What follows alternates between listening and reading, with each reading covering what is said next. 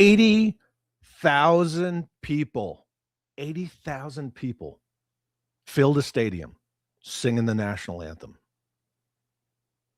That's America right there. Happy Father's Day to everybody. If you're a dad, happy Father's Day to you. There's a difference between a dad and a father. If your father's still around, celebrate that. Even if your kids are fathers, right? Today is our day.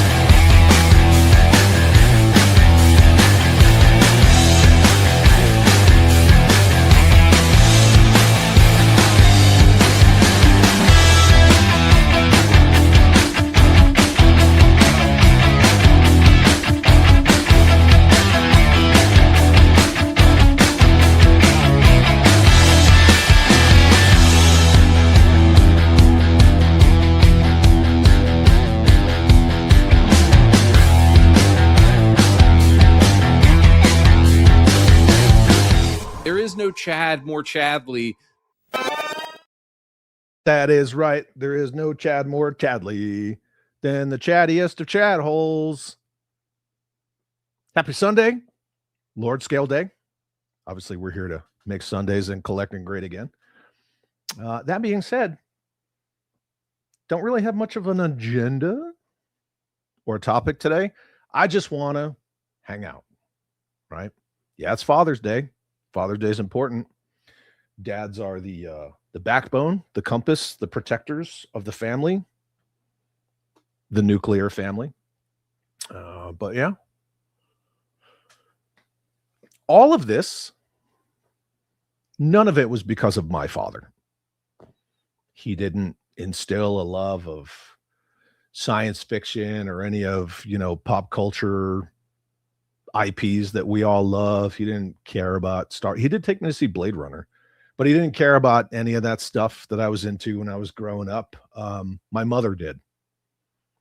My mother really fostered my love for all of this stuff, which, again, a lot of people have heard my story about the 1979 Kenner Star Wars Death Star playset and why that's an important memory between me and my mother.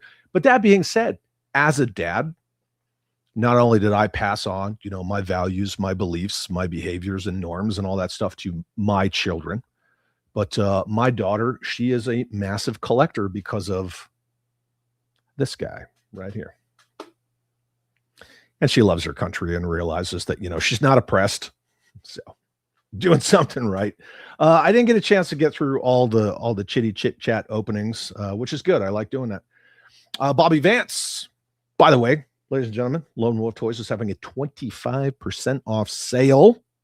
Go get yourself some Lord Scale toys from an awesome independent toy creator who's also a really rad and based fucking dude. Yeah, but today's going to be kind of chill, kind of slow. I know a lot of people aren't going to be around because it is Father's Day, and I'm glad to hear that because that means you're being celebrated, right? For the important part of the family unit that you are. NASCAR is racing on a naval base. Talk about America. Happy Father's Day. Fuck yeah, dude. 2009 was my dad's last Father's Day. 2010 was my first. Funny and sad how that worked out. I'm sure you could see some divinity in there if you wanted to. Remember that a lot of stuff is it's perspective. A lot of everything that goes on in this world is based on how you choose to look at it, the lens or the perspective. I could see some divinity involved in that. That's just me, but whatever. So on Yojo site, they have a listing for all the G.I. Joe figures ranks. Yep. Yojo.com was a massive database. It's too bad that once it got bought out, it just kind of died. But I use Yojo for a ton of stuff. In fact, the video that's out now for channel members, that will be out for everybody else tomorrow morning at 7 a.m. Eastern, talking about the history of the death of a real American hero, meaning the main line and Sergeant Savage, right? Because it's a companion line. It was part of a real American hero. I used Yojo images for several things. I don't know why I use their image of the Iron Panther tank when it's literally right there on the wall, but whatever, right? When you're perusing the internet for assets, sometimes you just keep trucking. George Aiken, what is up, my friend? All the way from the United Kingdom. Happy Father's Day. We have it here on the same day in the UK as well. George, if you're a dad, happy Father's Day, my friend. That being said, George, in the member stream, we were talking about all of these awesome freaking people coming over from the United Kingdom, just loving all things America because of the World Cup. And I am seeing so many videos on, YouTube, Instagram, Facebook, wherever, of all these people from the UK going to gun ranges and enjoying our Second Amendment. Not to mention going to Waffle House. But it's nice to see all these people from the UK coming over and appreciating the United States and realizing that what the media says is bullshit. And again, I'm glad to see that all of you in the UK are starting to take it back. You guys got to put Starmer on a freaking trebuchet and shoot him out into the Atlantic. Yeah. Area code? What area code? I'm not giving you my area code. It's 505, but he knows where I live. Shut up. Just call his name and Batstan shall appear on the YouTube. What's up, Batstan? Good to see you. Slade on Slade, what is up, my friend? Happy Father's Day to you. I am sure that your missus and your children are showering you with a fantastic Father's Day. Yep. Happy Father's Day. Happy Father's Day. It's good to see everybody. It's all because of your father. It's in your DNA. So your dad was a fighter. That's how you got here. Yeah. Aren't we all fighters? Because out of how many, millions or billions of swimmers, you're the one that won that race. That's all I'm going to say there. Yeah. Everybody, happy Father's Day for sure. Sam, what's up, man? It's good to see you and your handler. I hope you're both doing well. Oh, look at this. I was an orphan, so Father's Day is kind of weird for me, but I let the kids enjoy it. Sorry that you were an orphan, but now you have a family, and you're correcting that. Our job as dads, right? We protect our families. We're that compass, but we're also there to give our children a better life than we had, even if we had it really good, which, a lot of us have tragedies in our lives and things like that. But, you can always turn a negative into a positive, again, perspective. But we keep moving forward, right? That's what dads do, right? Protect our children, our loved ones. There's no such thing as toxic masculinity. That word alone is friggin' bullshit, right? That's that fourth wave feminism media bullshit saying that masculinity is toxic. Because when this shit hits the fan, nobody calls a fucking feminist. They call a man. And that's what we're all here to celebrate today. That being said, right? Current cultures, you see a lot of people bitching about how Father's Day is racist and stuff. I'm sorry, Father's Day isn't racist. If your dad left, that's your fucking problem. AKA the Death Star incident. Yeah, there was a Death Star incident. Commander Bly, what's up, man? It's good to see you, dude. Robert's Infinite Realms lost track of time. Hey, happy Father's Day, my dude. G.I. Joe 66 says, my daughter collects toys too. Fuck yeah. The other ones are autistic and one is a math genius. Very cool. Very cool about the math genius thing. I'll tell you what, like, math it's important, right? It's a universal language. Father's Day Part 2, I see. Yeah. Sudahuba, what's up, man? Good to see you. Just hanging out. We're just gonna really shoot the shit, talking about Father's Day at first, and then we're gonna drive on. My Father's Day tributes have proven acceptable. Very nice. I got a fucking chainsaw. I got a chainsaw for Father's Day. A chainsaw. That's love right there. Chainsaw. I mean, what else do you need to say? I got a chainsaw on Father's Day. The mam's at work, she's holding it down. The kids have delivered a fun Father's Day. That's awesome. Father's Day was one of those things. It's kind of like my birthday. I just don't want to I don't want to take out the trash. I don't want to do this. I don't want to. So I did everything yesterday, because today I'm not. Father's Day and my birthday, I'm not slaving away.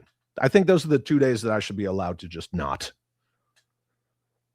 Every other day, the other 363 or 362, however you look at it, days out of the year, I'm a doer all day, right? Like a light switch. But yeah, those 2 days, fuck no. Kenzo says, I will never take for granted that Father's Day I have my dad and my son to spend it with. Beautiful. Beautiful, man. I am the last dad in my family. So my dad's gone, my brother's gone. It's just me. So I don't know why that hit me. Sorry. Justin Booth says, you guys know, right? Wolverines. Hell yeah. Yeah, hell yeah. Sorry about that. You know how it goes. I didn't mean for that to happen. Alex, what's up, my friend? Awesome time. Energon War Room episode 4 yesterday. If you guys haven't seen it, by all means, please go back and replay that. It was a good time. The chat holes were quite active in the chat. Rambo versus this, Chuck Norris versus that, so on and so forth. So I'm going to ask all of you who happen to be hanging out on Father's Day. Again, thank you for that. John J. Rambo versus Michael Myers. What do you think? We can start that shit up again. That's fine. Happy Father's Day, Chad. Thank you, Alex. And every father and father figure out there doing the heavy lifting, but never getting the praise. Yeah. Father's Day is not the same as Mother's Day. Valentine's Day either, right? Valentine's Day, that shit's just for women. Men don't get fuck all on Valentine's Day. Half the time on Father's Day, we just get a hug. But I got a chainsaw. J.R. Carter, what's up, brother? Good to see you. Happy Father's Day to all the current dads and all the potential dads. Go out there and be a winner today, potential dads. Go out there and get yourself, try to get in there. Fucking crazy. George Aiken says, I think we drank Boston Dry. When you say we, do you mean just like the people from the UK? Are you here in the US? Are you? Did you leave your volcanic island lair to come to the US? Or are you just like, is that just like stating like the UK people? Anyway, Crystal Clear says, other than this chat, I've been told Happy Father's Day by one person, and it's a friend down in Florida. Happy Father's Day. The Titan says, Happy Father's Day to Chatimus Prime and the legends in the chat room. Cooking meatballs. Baking them? Do you put bread in your meatballs? I do. I make a meatball like 2/3 the size of your fucking head.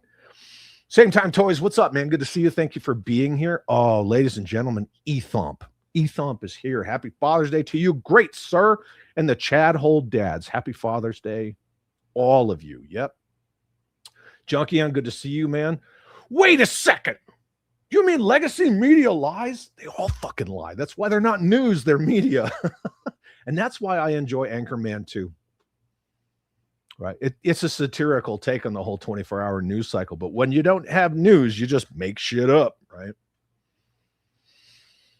Milt Connor says, I saw a French guy walking around Texas. He said he'll start a revolution if France doesn't get a Costco. They're fucking loving it. And that's why all these people in America who just fucking cry about it. Oh, America's so bad and colonialism and oh my God, and fucking stolen land and all this. Shut the fuck up. Just shut up. These people don't realize how good they've got it. I saw a reel on Instagram from this Italian guy, like from Italy here in the United States, talking about like their pension system and how, oh yeah, well, you get free healthcare, but like the taxes that you pay and none of it goes back into like infrastructure. And you're basically just paying for your grandparents' generations pensions because like their shit's so fucked up. But everybody wants to bitch about, oh, well, there's billionaires in the world and oh, evil billionaires and we need to tax them, or just invent something, right? Sky's the limit. Again, perspective. So many people in this country, they just want to fucking cry. Anywho. Oh, the area code thing was a typo. What the fuck? You know what that is? I got too many clips now. Where the fuck is it? I need to alphabetize these. That's that bullshit. That's that bullshit. Flower One Dog, thank you so much for being here. Again, everybody in the chat, if you're a dad, stepdads too. Fucking shout out to stepdads. You want to talk about a hard fucking job? Be a stepdad. If you're a dad, if you're an uncle, if you're a stepdad, if you're a father figure, if you're a big brother, fucking happy Father's Day to all of you. Menjoza, what's up, dude? Good to see you. Thanks for being here. My dad was a dick. See, here's the thing. This is like this is just sharing with dads, right? This isn't soapboxing or anything like that. But again, perspective. I'm going to equate this to something, and I'm going to get there with it. In the military, I always, when I was an instructor for the Sergeant's Major Academy, and my entire time as a junior and a senior leader in the non-commissioned officer corps, I always stressed to soldiers that it was important to experience poor leadership. It was important to experience that whole micromanaging sort of culture that somehow just can't go away in the military, because you have to experience bad leadership at some point in your military career to understand, right? You're learning lessons, right? Failures is a good teacher. This is not the kind of leader that I want to be. Like people who they freak out because of time considerations and stuff, and they get all stressed out, and then they just start yelling at their people. You're not motivating people. You're just fucking stressing them out, right? Or these people, they give you a task, right? We have this term, this saying, give a task, complete a task. That's it. You give me the task. I'm a resource manager. I'm going to put my people on it, and it's going to get done. Give me a reasonable time hack. It'll get done. But then they come around behind you and they're like, no, do it like this. No, have them do it like this. Why are they doing it like that? Whoa, back up, right? You told me what needs to get done. I set people to task. Let them get it done. That's it. I experienced a lot of shitty leadership in the Army, and I felt that helped shape me to be a more understanding leader in the Army. as much as I hate to say it, experiencing shitty parenting, I think it helps teach us those valuable lessons as we're going through it and growing up. Like, I'm not going to be like that. So it's the same thing as being a leader in the military and a father, in the respect of, if your soldiers come to you, you're doing it right. If your kids are comfortable coming to you, knowing that, like, no matter what shit hits the fan, they know they can come to you. They can call you at 3 a.m, right? They can talk openly with you, sans judgment or screaming or anything like that. You're fucking doing it right. So I'm sorry your dad was a dick. My father was not fantastic. But that being said, I love being a dad. I love it. One of the best things I ever did with my fucking life was be a dad. And a soldier. Yeah, 100%. So I kind of equate the two. That's just me. Slade says, I never spent a day in my life, and I'm sorry I was working. It likened me to exactly where I am right now, and God is great. Fuck yeah. 100%. Bobby Fitz says, I'm not a fighter, but I'm a damn good swimmer. Yeah, okay, all right. Long live. Look, David Lynch's Dune is fucking superior to whatever Dune is going on now. I forget the guy who directed it. Don't bother putting it in the chat. I don't give a fuck. The David Lynch Dune, when he fucking long live the fighters. Fucking love that part. All of it. Father, the sleeper has awakened. I never spent a day regretting being an orphan. Gotcha. That's what you were saying. Okay. God had a plan. I'm in the exact spot I'd want to be in life right now. Absolutely, right? Everything happens for a reason. I'm a huge fan of that. Without our life experiences, without everything that we've been through, good dads, bad dads, being an orphan, no dad, whatever, they went out for a pack of fucking cools and never came back. Sorry. That's why you're where you are in life. So you can either appreciate it and drive on, or you can fucking cry about it on Instagram like all these idiots do. Dog sends a $20 super chat. Dude, thank you very much.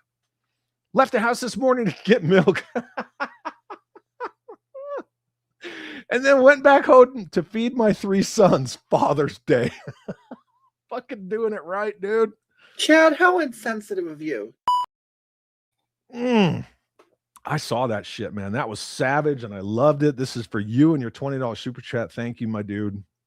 Thank you for doing fatherhood right and going home. Wolverines! Hell yeah! Hell yeah, Wolverines. Dude, thank you for that. The laugh, the super chat, all of it. Leslie, what is up, Master Sergeant? Good to see you. Behind every good dad, there's a fantastic mom. Thank you for being here. Moms are important too. Absolutely. Ace's Place, what's up, my dude? I have arrived. Who the hell are you? I know who you are. Thank you for being here, my dude. Patrick Strauko, dude, thank you. Patrick gifted 5 channel memberships. Thank you so much. It's been a minute since I busted this out, but gifted channel memberships, they are greatly appreciated. So, boom! Wolverines! Hell yeah! It's the same thing, but it's different. I'm sorry. Maybe I should have waited on the first one. Thank you. And for those of you who received the gifted channel memberships, welcome to the shit show. I hope you appreciate it. If you don't, whatever, get fucked. It's fine. But thank you, Patrick, for gifting those channel memberships.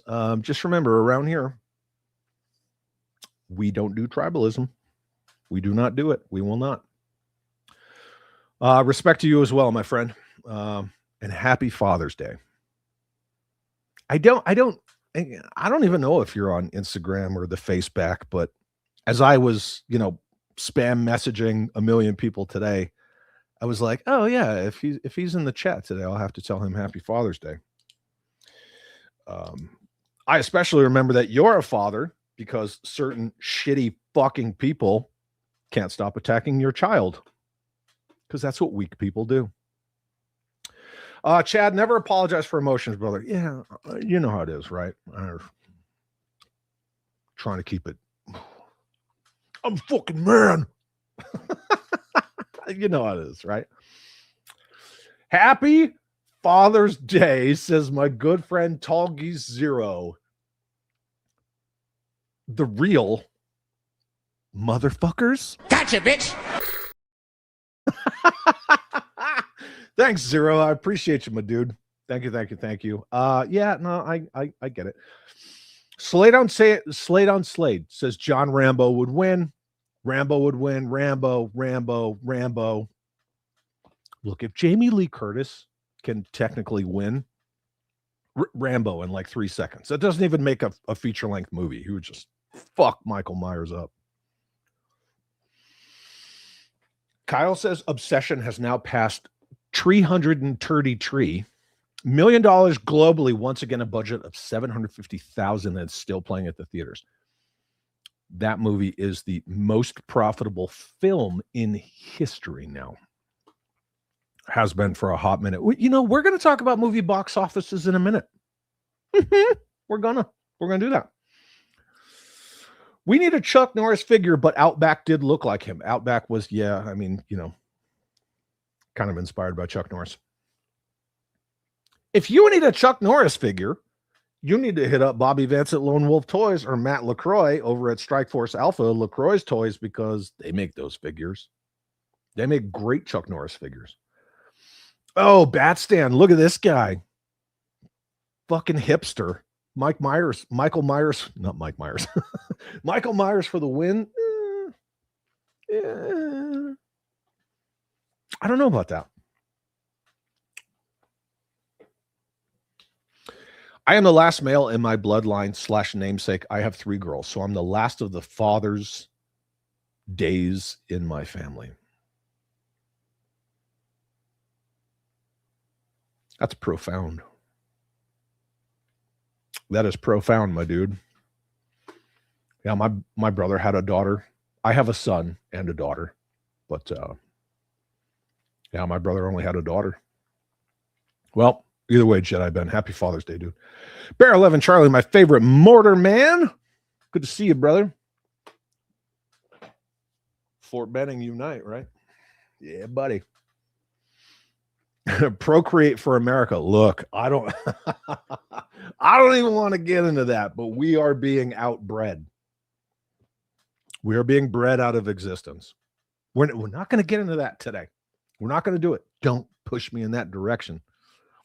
Wannabe dads, you can do it. Release those swimmers. Ah, dang it. Kyle says Hollywood and Disney need to wake up. These indie movie directors are taking names. Yeah, until they become like Kevin Smith. Yeah. It's like a lot of YouTubers too, right? They start out thinking that they're going to like keep it real. Next thing you know, somebody wants to give them free shit. Then they're just fucking shilling away. Yeah. I took the chain blades off my chainsaw this past Halloween to scare the shit out of my girlfriend's younger brother. Yes. That is the way to do it. Every Halloween, I put on the same costume and I just pace my driveway dragging a shovel. I just wear like this faceless mask.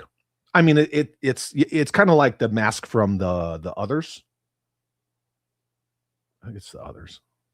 Anyway. And I just wear this faceless mask and a hoodie with like dishwashing gloves that are all bloodstained. And I just fucking pace the driveway. Because any kid that is brave enough to come up my driveway for candy, I give them like a whole fucking handful. Right. We got to make strong boys. The world more than now needs strong boys and young men. Ace's Place says, hope everyone in the chat is rocking today. Of course we're rocking, man. It's Sunday. It's the Lord's Day. We're making Sunday great again. The Tartan army drank Boston Dry. I'm still in my lair. Yeah. Look, and the greater consensus among like real Americans, not like the shitty Americans that want to be champagne socialists and commies or claim that they're anarchists when they don't know what the fuck that means. We're glad to see, right, all of our UK brothers and sisters coming over here, enjoying it, right, from one Western culture to another. And by all means, shoot all our ammunition, fire all the weapons, have a fucking great time. Everybody's saying happy Father's Day to all the dads. Yep, absolutely. Oh, Alex sends a $5 super chat. Look at you. Oh, thanks, buddy. Rambo still wins. Chat was fire in the Energon War Room. It was great. Thank you for the super chat, my friend. And it's always a blast. Lord Palpatine, it's good to see you. Thank you for being here. Kenzo says, my son's mother just dropped off a full pan of homemade red chili enchiladas. Awesome, dude. I'm more of a green chili chicken enchilada kind of person. I don't know, maybe that's a little, generic, but whatever. War Chest has arrived. What's up, War Chest? It's good to see you. I'm going to give you this. Hello, motherfucker. I'm going to give you that. We're a half hour in. I can do that.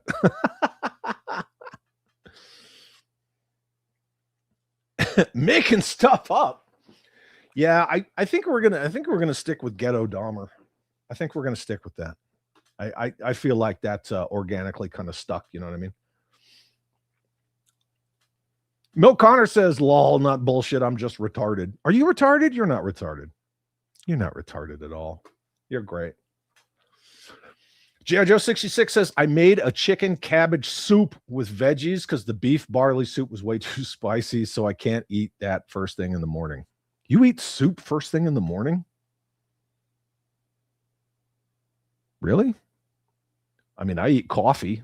I don't know. Not like eat it. You know what I'm saying? Happy Father's Day. Thank you, Stinky Cat Butt. Thank you for being here. Was it Bang Bang Boogie? I don't know what that means. What does that mean? Bang Bang Boogie. Is that Kid Rock? War Chest says, I can't stand that shit. If I make $1 billion, I shouldn't be expected to pay more than the next guy. Why should I be penalized for being successful? Well, it's not just that. The 1% pays 70% of the taxes. They also employ almost everybody. So what are you gonna do? Like, that's that bullshit. Oh, but we've never tried true communism. Don't worry about Cuba. Don't worry about North Korea. Don't worry about the Soviet Union, or on and on and on, and North Vietnam and everybody else who's tried communism, Venezuela. We've never had true communism yet, but it'll work in the United States. Get fucked. Get out of my republic. Yeah. The Titan says, I use panko seasoned breadcrumbs. I'm telling you, dude, give it a shot. I mean, if you like your meatballs, that's great, right? But I mean, me as a get some olive oil, get some garlic, dice it up real good, couple of eggs, wheat bread, take the crust off, make like a paste with that, and then mix that shit in with your meat. Ground beef and sausage. Take the skin off the sausage. Give it a shot. I don't know. War Chest says, I'll spend my money on a hot air balloon shaped like Dolly Parton's tits if I want to. Hot air balloons are death traps. I mean, I live in the city that hosts the Albuquerque International Hot Air Balloon Festival every year. They are fucking horrible. My mother and stepfather owned 3.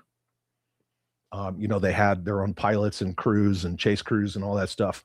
And one time a balloon had come down and my mother went to hit the burner, right, to righten the envelope once it touched down.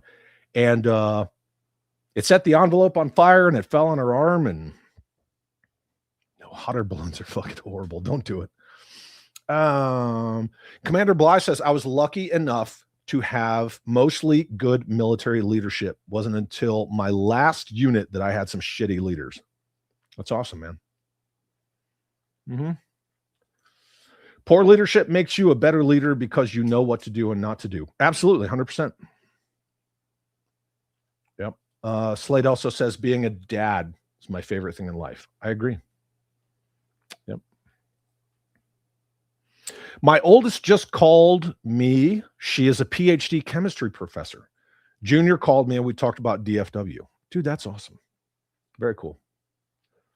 Ace's Play says, agreed, my greatest accomplishment is being a father that I am now. My old man was an abusive drug addict.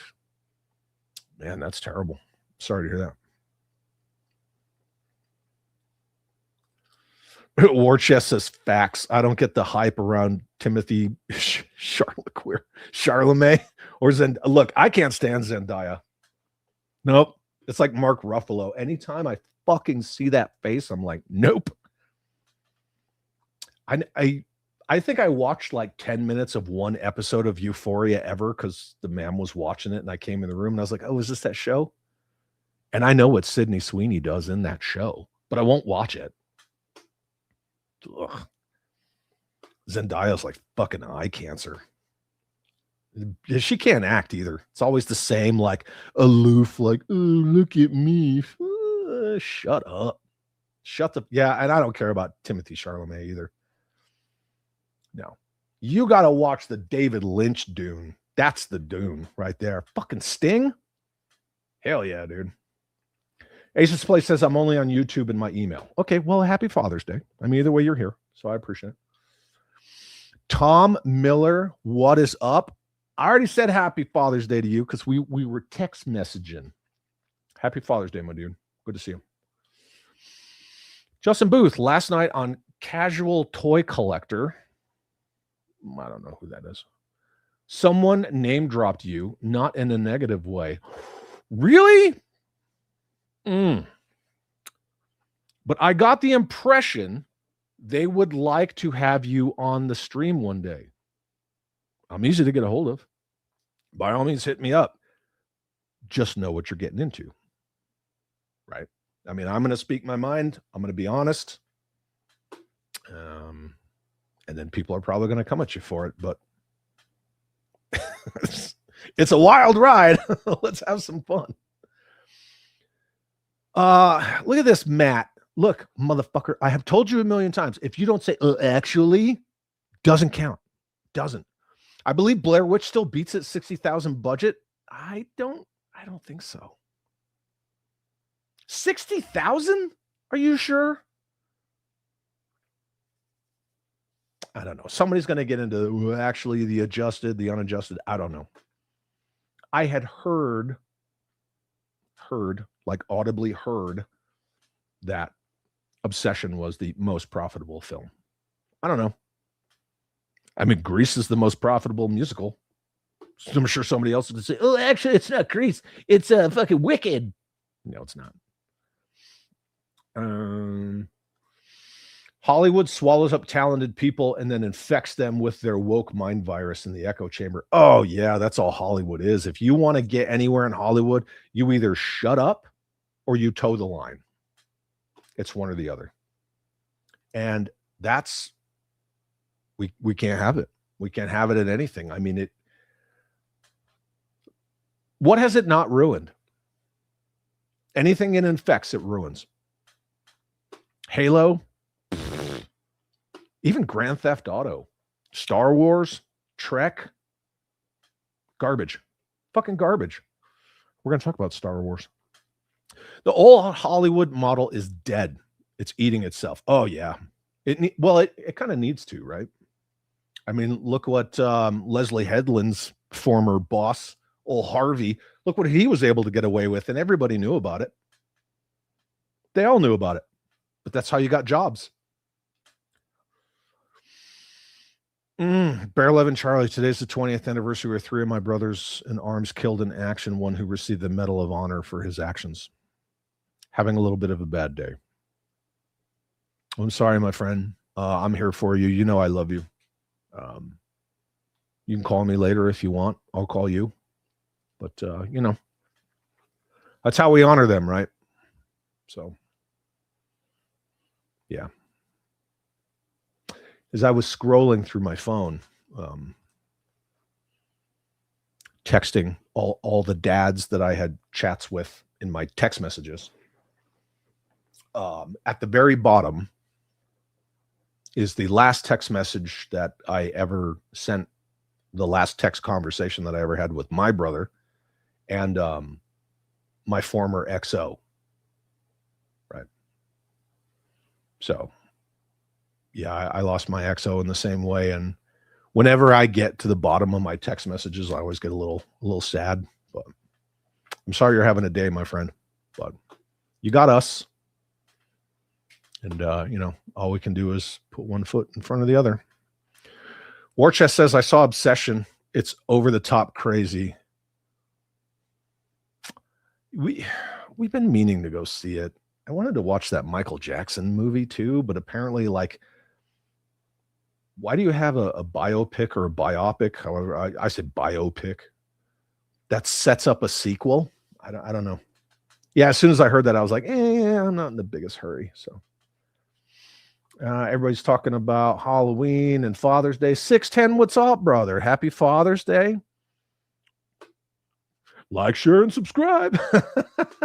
Maybe back later with my dad and my kids. Dude, enjoy it.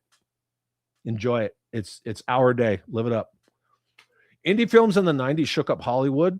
Then those independent directors and studios got swallowed up by the big studios. Now YouTubers are shaking it up. Soon they will be absorbed. Well, all they need to do is get free shit. See what happens to YouTubers when they get free shit. They become card-carrying members of the free shit brigade. Right? Any authenticity is out the fucking window. Cereal is soup.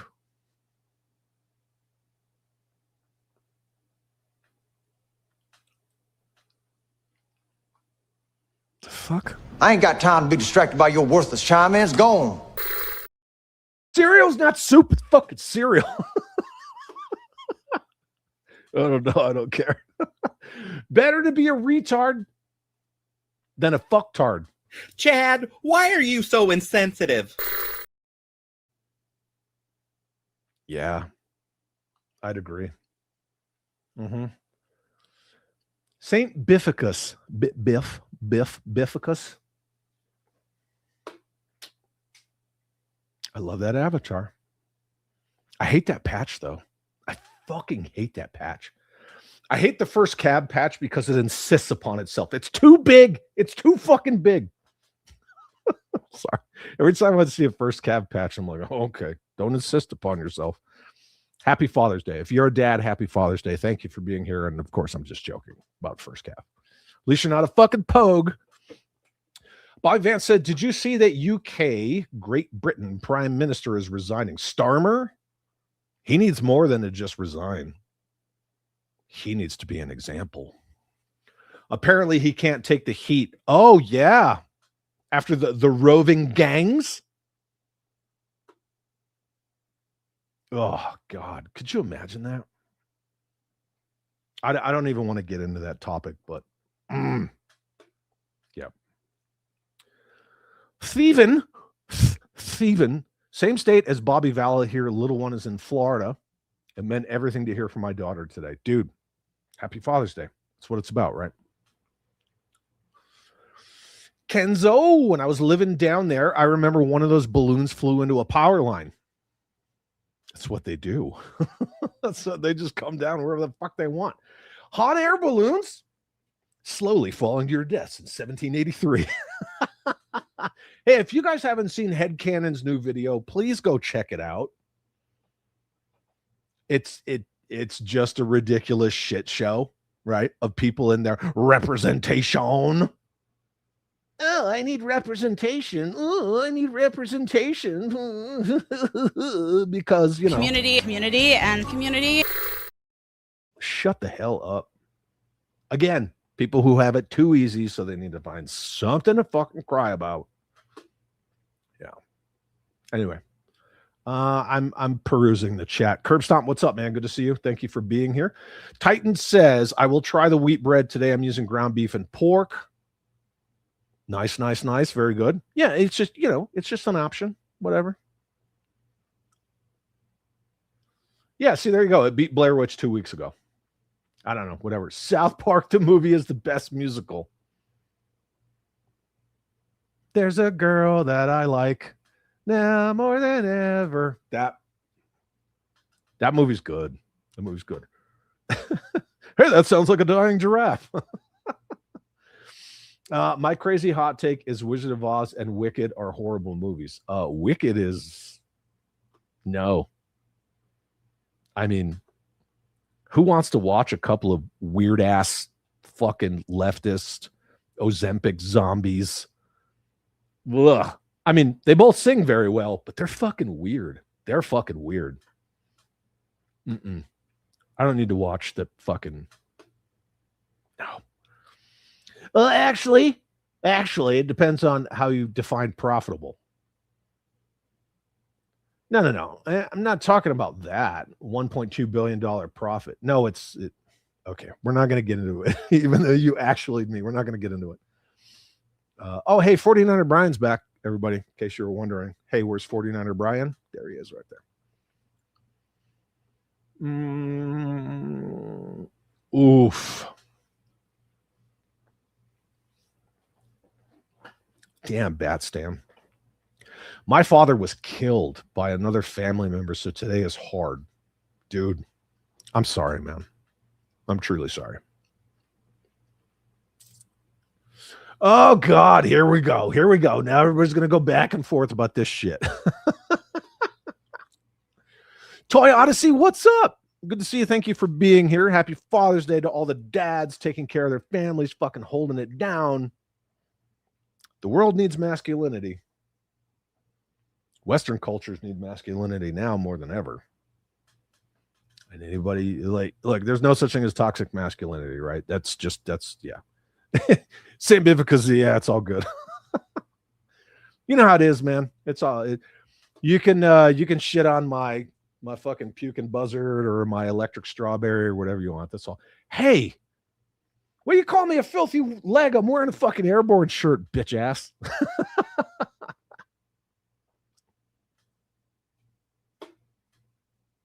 When you need a master gunner, don't come crying to me because I'll be like, hey, remember that time you called me a filthy leg, motherfucker?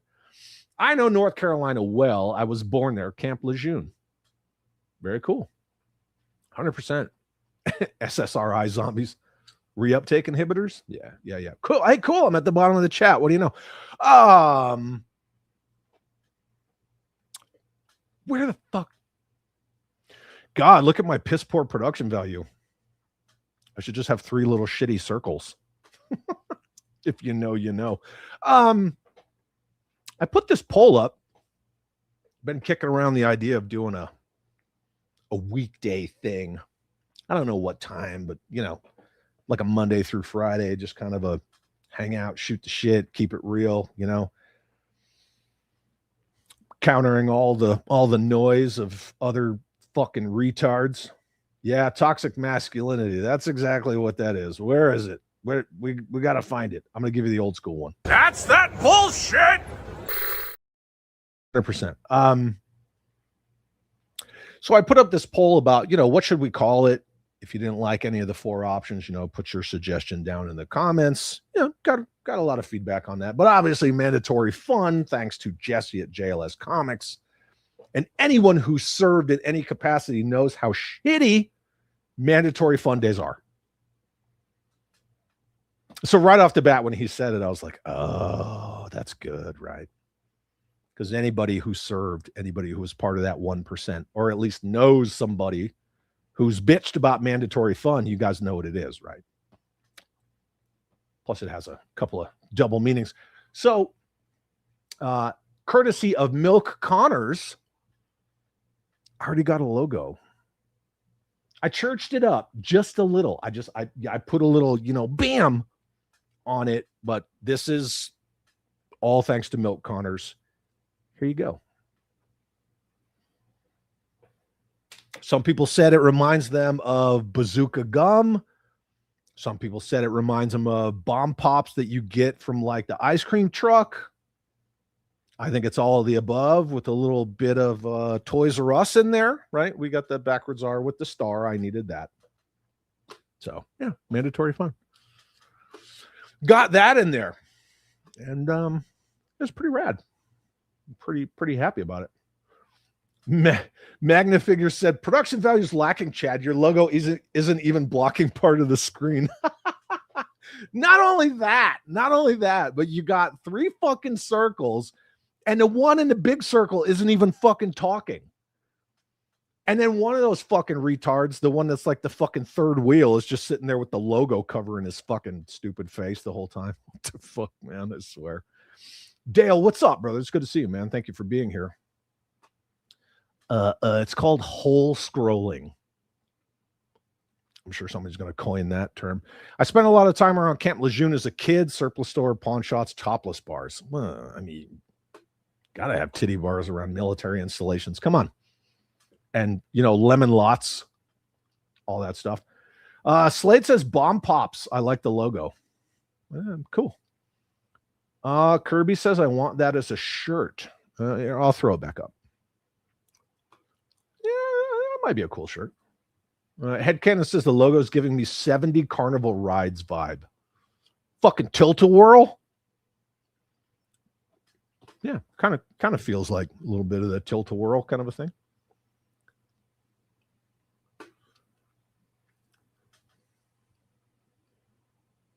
Just like we can, it's motherfucking Thursday.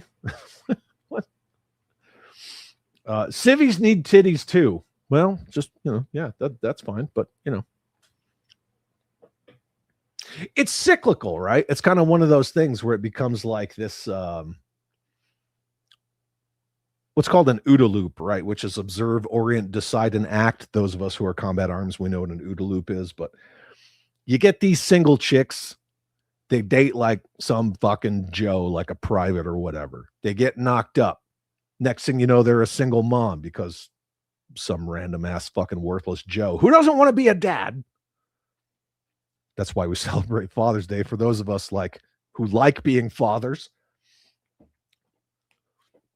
And then the next thing you know, that single mother now who got knocked up by that soldier on that military installation is now an exotic dancer. You know, it's like the snake eating its tail, right? It feeds itself. So, yeah.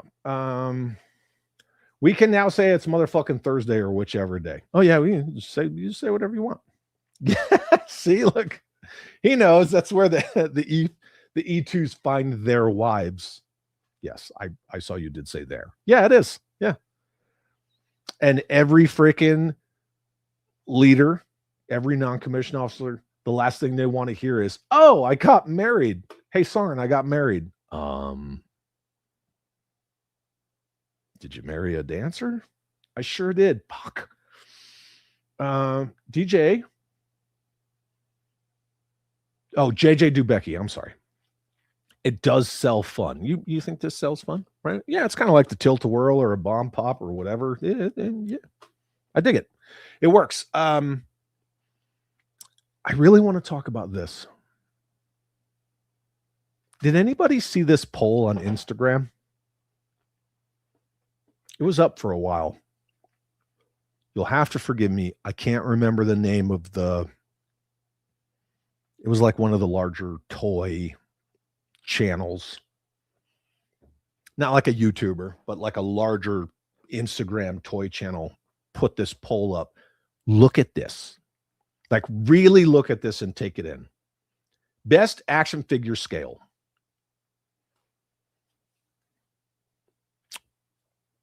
The Lord scale, 63%.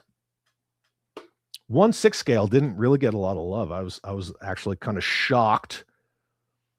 But I wasn't surprised that 1/12 scale is not as popular outside of the echo chambers of like, well, you know, Marvel Legends, G.I. Joe Classified, dar. I found it interesting. I didn't really look at it and scream, I told you so, but there it is. That's why it's called the Lord scale, kids. I think every scale has its place. I mean, where's the old school 5.5 inch, right? That's what somebody was saying in the members pregame. But of the three, I mean, I'm going to say this is probably more skewed toward like a G.I. Joe line or something like that. But yeah. Son of GTO saw this. Headcanon says, there's nothing harder than trying to make a choice between spending that paycheck on a stripper or making your Dodge Charger payment at 27% interest. That's why being a leader in the military is hard. JJ says, it looks legit. Lord scale for life, bitches. Just saying. There's a reason that scale sticks around for as long as it has. I mean, people like to say that, oh, well, 118 scale's dead. How? How is it dead? If you look at it objectively versus subjectively, there are more 118 scale offerings now than there ever has been before. I'm sure it's probably the same with 6-inch offerings or 112 scale, but the only company that, you know, it turns it on and turns it off and turns it on and turns it off. But the only company that really is averse to 118 scale is Hasbro. Okay, so what? I mean, Super 7 and Haya basically just took over their 118 scale operations. But what does 112 scale get you? Superpowers, spandex, another Spider-Man, another 40 Spider-Mans. Doesn't get you USS Flag. I mean, granted, we're not going to get another USS Flag ever again. That's why the 80s were the fucking glory days. But still, there it is. And I want to know what you guys think about it. Especially this guy who I feel your pain, dude. I got a bunch of 1/6 scale Joes. Stop pouring salt in the wound, Chad. We know the Lord scale is awesome. Hey, I like the OG scale. The OG scale will always get love and respect around these parts. Doesn't mean I don't like it because it's not my primary scale. But I have offerings in all of these scales. Just saying that. I think people try to lump in 118 scale with 1/6 scale, and they just say like, oh, those scales had their time, and now it's 112 scale's time. According to who?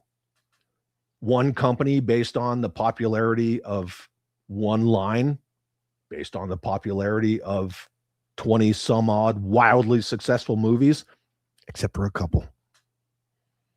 Everything after the MCU and Phase 4 and 5. The only thing that made this scale popular is Marvel Legends.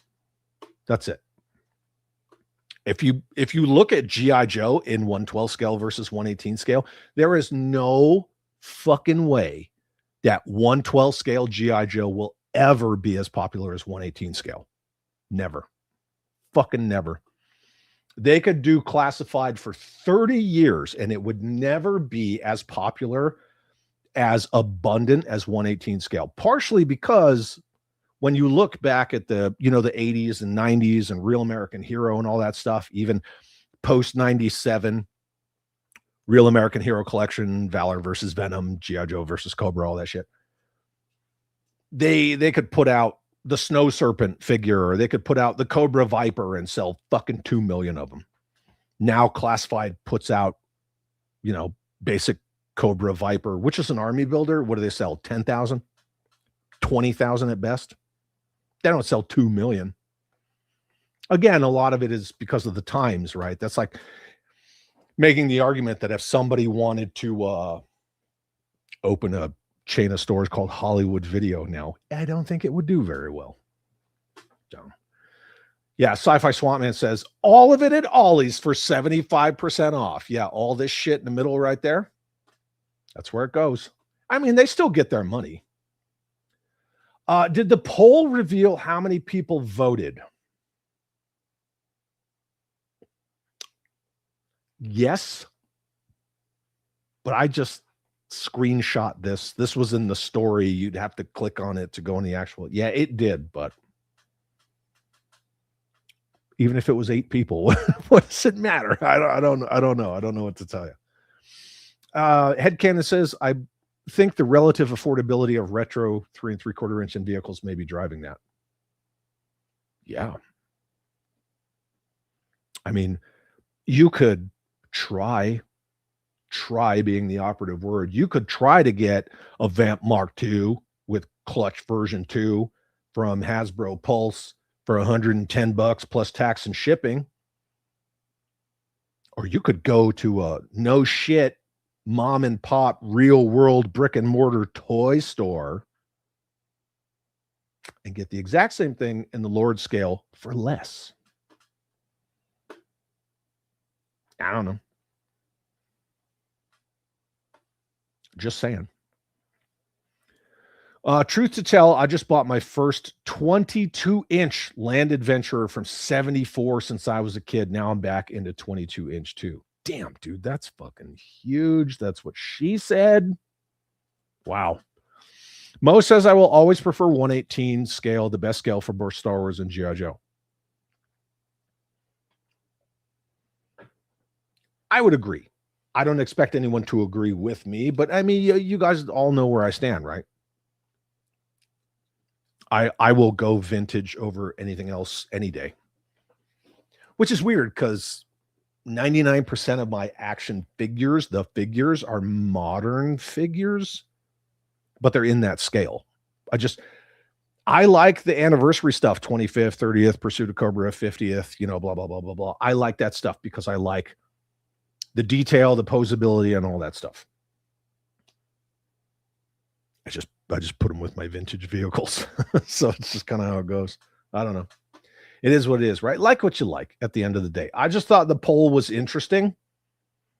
Like, I knew for me, I didn't need this as validation. I just put it up here to have a conversation with everybody. I prefer, on a personal level, 1/18 scale. I have offerings in all of them. Yeah, I even have fucking, look here. Right here, right under me on the shelf. Look, I got master shit. Fucking Hordax right up there on the wall. Just, it is what it is. But that's my preferred scale. And I was a little shocked when I saw this, because my personal preference doesn't mean that the majority of anybody who would be polled out there in the world would agree with me. But yeah, I was a little surprised by that. I just want to know what you guys all thought about it. Oh, you meant 12-inch. I figured that's what you meant when I read Land Adventurer from 74. So I'm with you. G.I. Joe 66 says 1/18 scale, 3 3/4 inch is the only scale, but good for you, those who enjoy the Bobby scale. We're calling that the Bobby scale now. Bobby will go back to the Lord scale with Action Force. 1/18 scale has way more lines. 1/18 scale has tons. So does 1/12 scale. You got SH Figure Arts, Mafex. It's not Mafex or Mafex, but whatever. McFarlane, on and on. And people say, oh, that's 1/10. Not the point. You know what I mean? Like, there's a lot of lines out there for everyone. And I think the overall message is like what you like. I just wanted to show the poll because that was kind of landslide and I wasn't expecting that. Mr. Strauko, Chad, I've been out of the loop. Did you hear any updates on Valaverse 1/18 scale? Yeah, absolutely. When I was at DFW and I was doing my normal Sunday stream, Bobby popped on and he talked about it. His whole thing is he wants the figures to be between 15 and 20 bucks. 15 is what he would like, no more than 20. He's been working with all of his people that produce his figures to get the costs down, because right now they would be about 25 bucks each. And he doesn't feel that his customers should have to pay, or anybody should have to pay 25 bucks for a 1/18 scale figure. I appreciate that. Granted, I would pay $25 for it, but it's his company, it's his message. And I like the fact that he wants cost lower. You know, so many companies want. Somebody was saying yesterday that fucking Dusty version 2 and Sandstorm are $52. What the fuck? What the fuck? How do you justify that? Aside from hubris, like, oh, we're too big to fail, they'll pay it. I mean, that's all it is. So I'm glad at least one company is like, you know, we could probably get those costs down. So that's where it is right now. But they're fucking awesome. And if he doesn't make them, I will fight him for the original 4 that he showed. I will fight somebody for those. Mm-hmm. Headcanon says, I just bought a boxed 25th anniversary Cobra Fang and a claw for $40. That's 2 vehicles and 2 figures. That's less than the cost of 2 Super 7 Reaction Plus figures. Yeah. That's it right there. Boxed 25th anniversary Fang and claw set. 2 figures, 2 vehicles for $40. I'm sure that's what drives it. 118 is affordable, and it's world building. It's affordable world building. I mean, any scale can be world building, but you know, when you have a scale that's made popular, like I've said on you know, superpowers and spandex, they don't need tanks and trucks and, you know, battlefield accessories and headquarters and all. They just don't need it. They don't need it. But when you look at lines like Star Wars and G.I. Joe, the Hiss is a character, the Millennium Falcon's a character, the X-Wing's a character, Darth Vader's, you know, TIE X-1. That's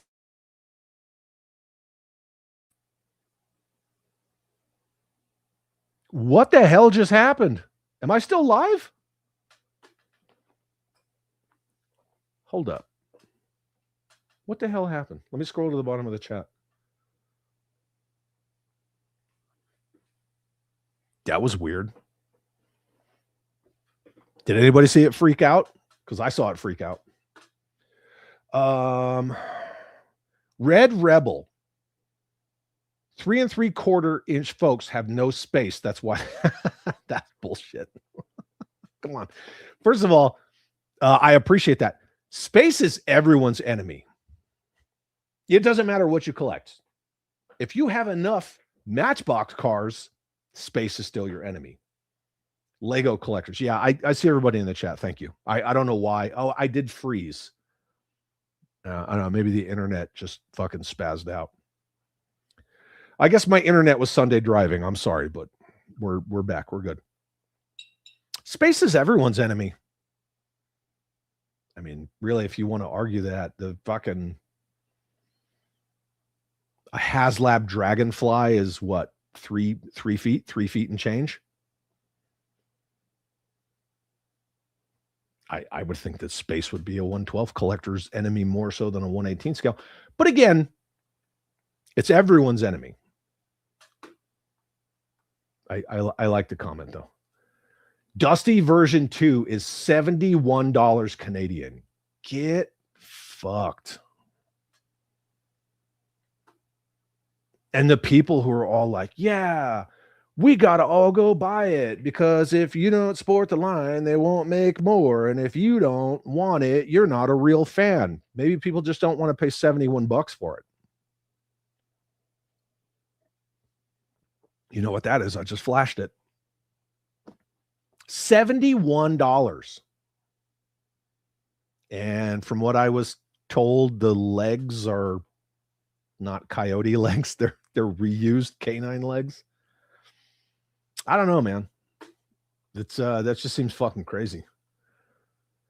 Fucking crazy. Ethom, I prefer 4-inch modern Joes. I mean, which is still like 118 scale, right? Because that's all relative, the 4.015 inch. However, classified are easier to make customs and paint. Yes, they are. I've made customs in 4-inch scale in 3 3/4 inch O-ring and in 1/12 scale, and making a custom 6-inch finger is like fucking finger painting. Like the canvas is way larger. It's definitely easier to do. Whatever. Sci-Fi Swamp Man says less ridiculous weapons in 25th anniversary 2 plus PVC thumbs. Yep. 100%.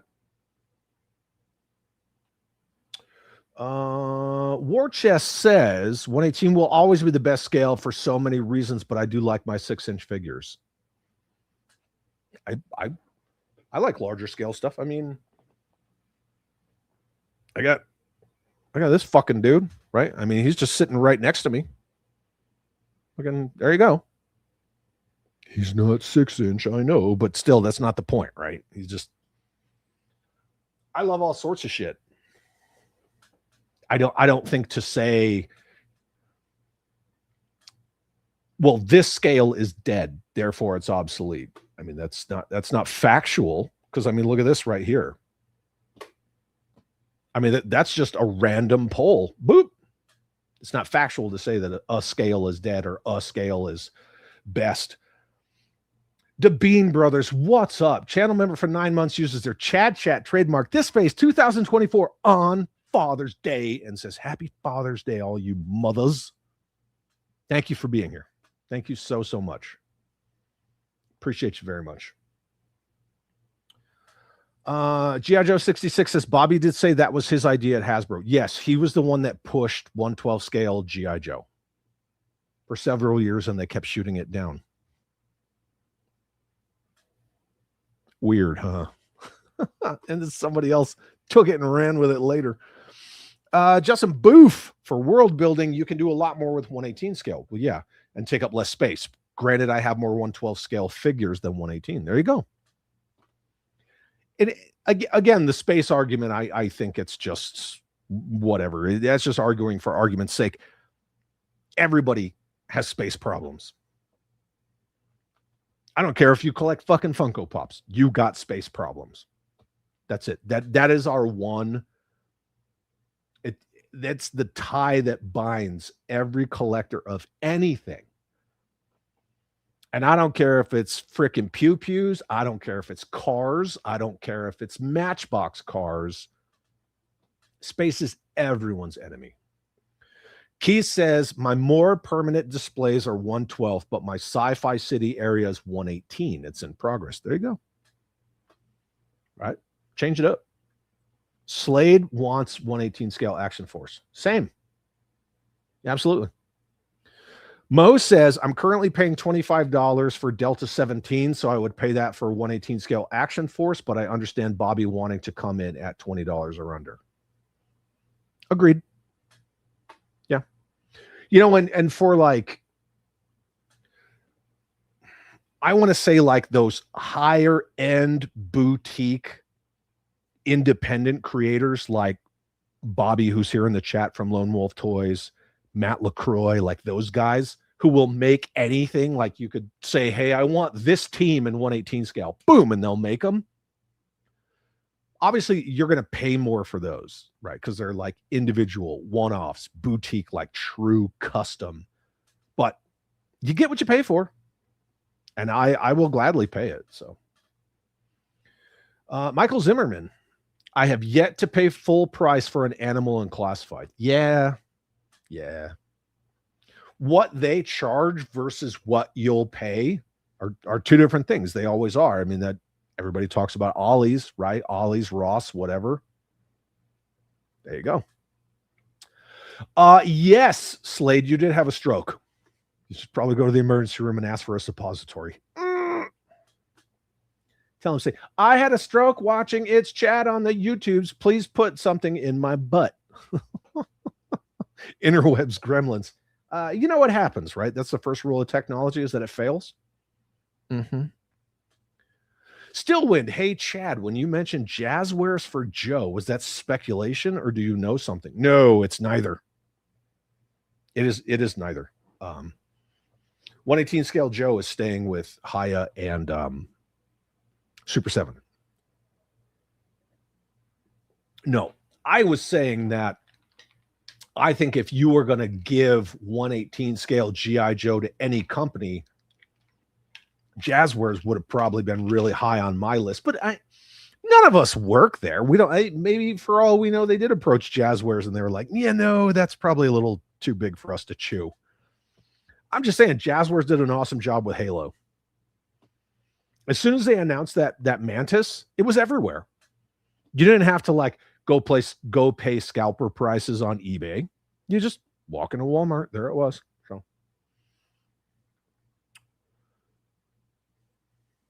I'm 3D printing a 1/12 scale flag. Dang. Really? Oh, I overloaded the sensitivity. I overloaded the internet sensitivity. Hey, speaking of which, it's Father's Day, ladies and gentlemen. I got a new clip. I guess it's a little applicable, probably for some people that needed a little more father figuring in their life. But yeah, here. Girl power! I fucking love Key and Peele. They're so great. Ken the Band says the last toy line I backed on Kickstarter was from Grindhouse World War Hell. I backed a few of those.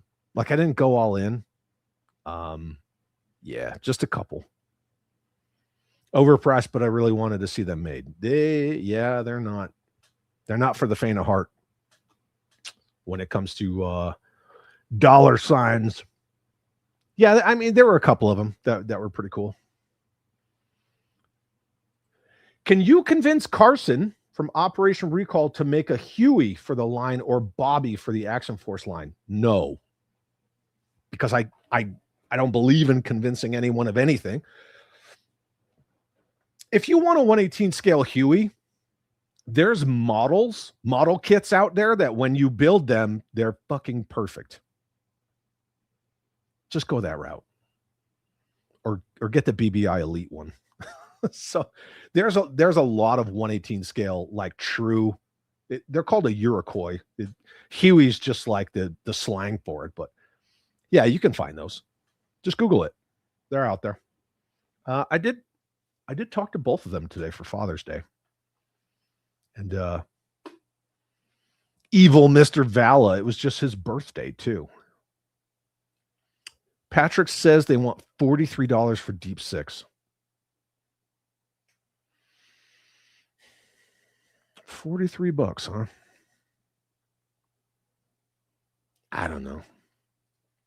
If they stopped making classified, it would not hurt my feelings, although I do like some of them. Well, it's going to go to Boss Fight. I mean, who doesn't know that? Who doesn't know that? Raise your hand in the chat if you don't realize that classified is going to go to Boss Fight. I'll wait. Of course, I'll see it in 40 minutes. It's going to Boss Fight. Absolutely, 100%. And I don't, here's the thing. I don't want to see classified end just because it's not my preferred cup of tea. I don't want to see it end. I understand that the narrative that certain people push is that I don't like it. Like I completely rebel against it. It couldn't be furthest from the truth. I just don't think it should be the rule. I think it should be the exception. And again, look at this poll right here. 1/12 scale in world building lines, specifically Star Wars, G.I. Joe, it should be the exception and not the rule. And all these companies, all they care about is bottom line, bottom line, bottom line. And when they don't reach their bottom line because they put out overpriced or not enough or shitty toys, they lay people off. That's not a fucking business model. That's not how like capitalism and industry shaped the fucking greatest nation in the history of the world. You put out good products at affordable prices and you make them available for people to purchase. That's how you make money. It's not overcharge, make less, fire people. It's stupid to have to even have that fucking argument. And the whole never go full classified, that's just about the mentality of all the fucking tourists who got into G.I. Joe because of this scale that they want to say is more popular when it's fucking not. And then they're like, oh, well, BMAX said, oh, well, Lenny said, oh, well, Emily this, oh, well, you should just be glad that they put these out for you. Fuck you. No. People trying to argue that Snake Eyes is blind. What the fuck do you know? You don't know shit. Go back to Marvel Legends. Get the fuck out. And that's just, it's one person's opinion. I don't think the line should end. I think for the 60th anniversary, they should have put out sets where it would be like a character, but in all three of these scales right here. They should have done like a 12-inch Duke, a 6-inch Duke, and a fucking 1/18 scale Duke. And then they should have done like the Hall of Heroes, Hall of Fame shit. They should have done that. You know, do a 4-inch or 3 3/4, whatever, in that really nice fucking Hall of Heroes packaging. And then do like a 12-inch figure in the Hall of Fame, and then do a 6-inch version. But I don't want to see Classified end. I don't, it's just not my preference. I also don't think that line has an identity. Its only identity is kitchen sink. And it's just going to get worse. Right? It robs Peter to pay Paul in every single way. Oh, well, we got this version of this guy, but everybody knows like another version, a repaint of that guy's going to come out, and then a retro version is going to come out, but it's not really retro because retro Duke doesn't have short sleeves. He's got the fucking Flint arms or whatever. I know there's other, classified only YouTube channels that sit around and talk about all the little pieces, parts that every figure reuses from other figures, but they're so happy to pay $30 for each one of them. That's fine if that's their deal.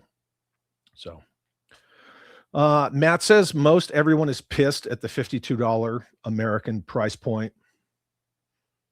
Dusty versus Dusty versions. I don't know. Order legs on Sandstorm is wrong. Is that what it is? It's orders legs. The price is worse.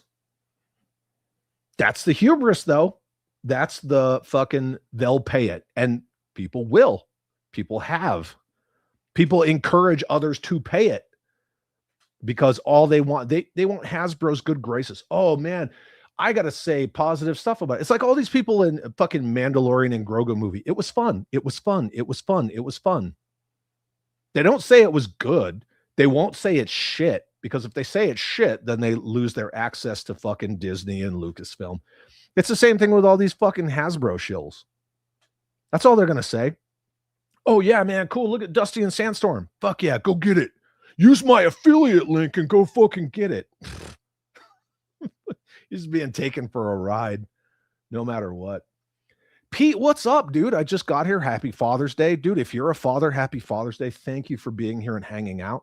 We don't really have anything today. We're just chatting, dude. We're just chatting. Oh, yeah, dude, the Mondo 2000X fucking Masters. According to Mr. Knightlick, Masters was supposed to die 3 years ago. Scott Knightlick's a fucking retard. You got to know what you're getting into with Scott Knightlick. It's the same thing as fucking Dan Larson. You got to know what you're getting into. Or give it a name. Fucking Full Force, several others out there. It's fine. It is what it is, right? Haya wants way too much. Haya does want way too much. I don't know if I need to regurgitate it, but the biggest challenge with Haya and G.I. Joe right now is their licensing deal with Hasbro. Yeah, that's why you can't go on fucking Amazon or Big Bad Toy Store and find the Haya Joes. That was intentional because they were supposed to bring back the figure subscription service, but call it made to order. And then they fucking didn't do it. So now you can go anywhere that Haya sells figures and you can get all their fucking Judge Dredd and RoboCop and this, that, and the other thing, but not their fucking Joes. Bullshit. I saw that my fucking Zorana from Haya finally shipped, and I saw one Haya Crimson Guard at DFW. And I didn't buy it on my first lap. You know, those of us who are seasoned collectors, right? We do laps. I didn't buy it on my first lap. Second lap, it was gone. So, HGC, what's up, dude? Was that Xerxes? No, motherfucker, I'm Xerxes. That's not Xerxes. Girl power. Yeah, I needed to put that in there.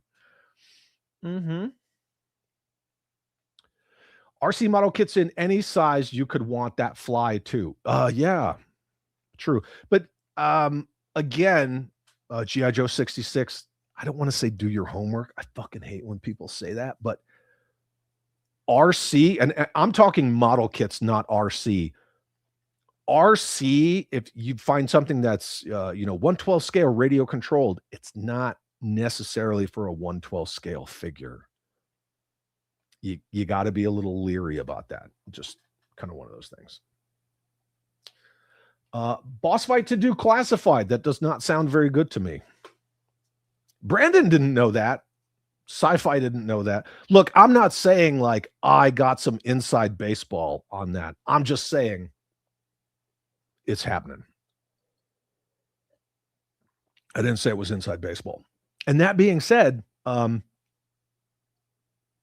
if it was inside baseball, look what happened with Rugged Duke. Anybody who has any manner of critical thinking skills, Rugged Duke, really? So they just out of nowhere decided that they were going to do a new version of Duke because that's what the world needs, is one more random version of Duke. It's the exact same figure, or it's the exact same design of a character that's on the cover of Duke Volume 1 from Skybound Energon and in the inside cover. The same subdued flags, the fucking beard, the throat mic, everything. And anybody who says that's Resolute Duke, I'm sorry, you're either on drugs or you're a fucking tourist, because Resolute Duke has a giant army across his plate carrier, and he has the scar down the side of his eye because it was supposed to tie in with Channing Tatum's Duke. That was a throwback to the original 64 movable fighting man, G.I. Joe. That's not Resolute Duke. That is fucking Energon Duke. And if anybody wants to say it's not because B-Max said so, that's fine. I mean, that's cool. You can call a thing whatever the fuck you want to call it. How many dudes are walking around saying they're women? It doesn't make it so. Your DNA still fucking says, your chromosomes still say you're a fucking man. And when you look at that Duke, that's fucking Energon Duke. Not Energon Chad. Who's ready for Rugged Chad? I guess I would be Rugged Chad, right? And then the old Chad would be regular Chad, retro Chad, and now I'm Rugged Chad. See, everybody knows. And it's okay. Like, if they want to not call it Energon Universe Duke, that's totally fine. It's totally fine to not call it that. But when you have, again, the Hasbros, the fucking mouthpieces, the shills who just want Hasbro's good grace because they think they're going to fucking get a leg up on somebody and don't realize that they're just fucking ruining any integrity they have. If they want to say, oh, well, no, it's Rugged Duke, that's fine. But just leave it at that. Don't say it's Rugged Duke, comma, not Energon Duke. What are they going to call Energon Baroness? Rugged Joe Baroness? I mean, then you put yourself in a corner. And for anybody who says, oh, well, maybe legally or for trademark purposes, they can't call it Energon. I got a Void Rivals fucking Jetfire set sitting right over here that says different. It doesn't matter what they call it. That's fine at the end of the day. But we all know what it is. Like, if you have critical thinking skills and you're not a fucking shill, it's Energon Duke. And I either saw or was informed of plenty of channels who did their little post QVC live stream fucking breakdown live stream, because that's what they wait for. They wait. They sit and wait for Hasbro to please put something out so we can talk about it because we can't talk about anything else. And they all talked about that Duke and how it's not Energon Duke. Or you get motherfuckers that are like, I don't read the Energon comics. I don't read G.I. Joe comics. I don't care. But that's not Energon Duke. If you don't pick up the comics and you don't read it and you're not interested in it, how the fuck are you a subject matter expert on that? Yeah. Jim Largo says, Merca, the world's big daddy. Fuck yeah, we are. Absolutely. Sorry, I had those rugged Chad things starred because I knew we were going to get there. Anywho, HGC just returned from seeing in real life coyotes at the wildlife place we volunteer at. Dude, that's rad. Showed some of the staffers there some pictures of the classified coyote. They just laughed. You know what? Like, I saw it, but I didn't look at it, if you know what I mean. Like,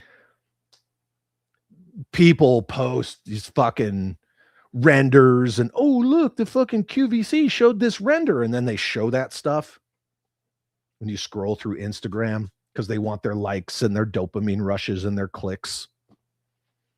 I didn't really take a hard look at it. I was like, oh, okay, right on.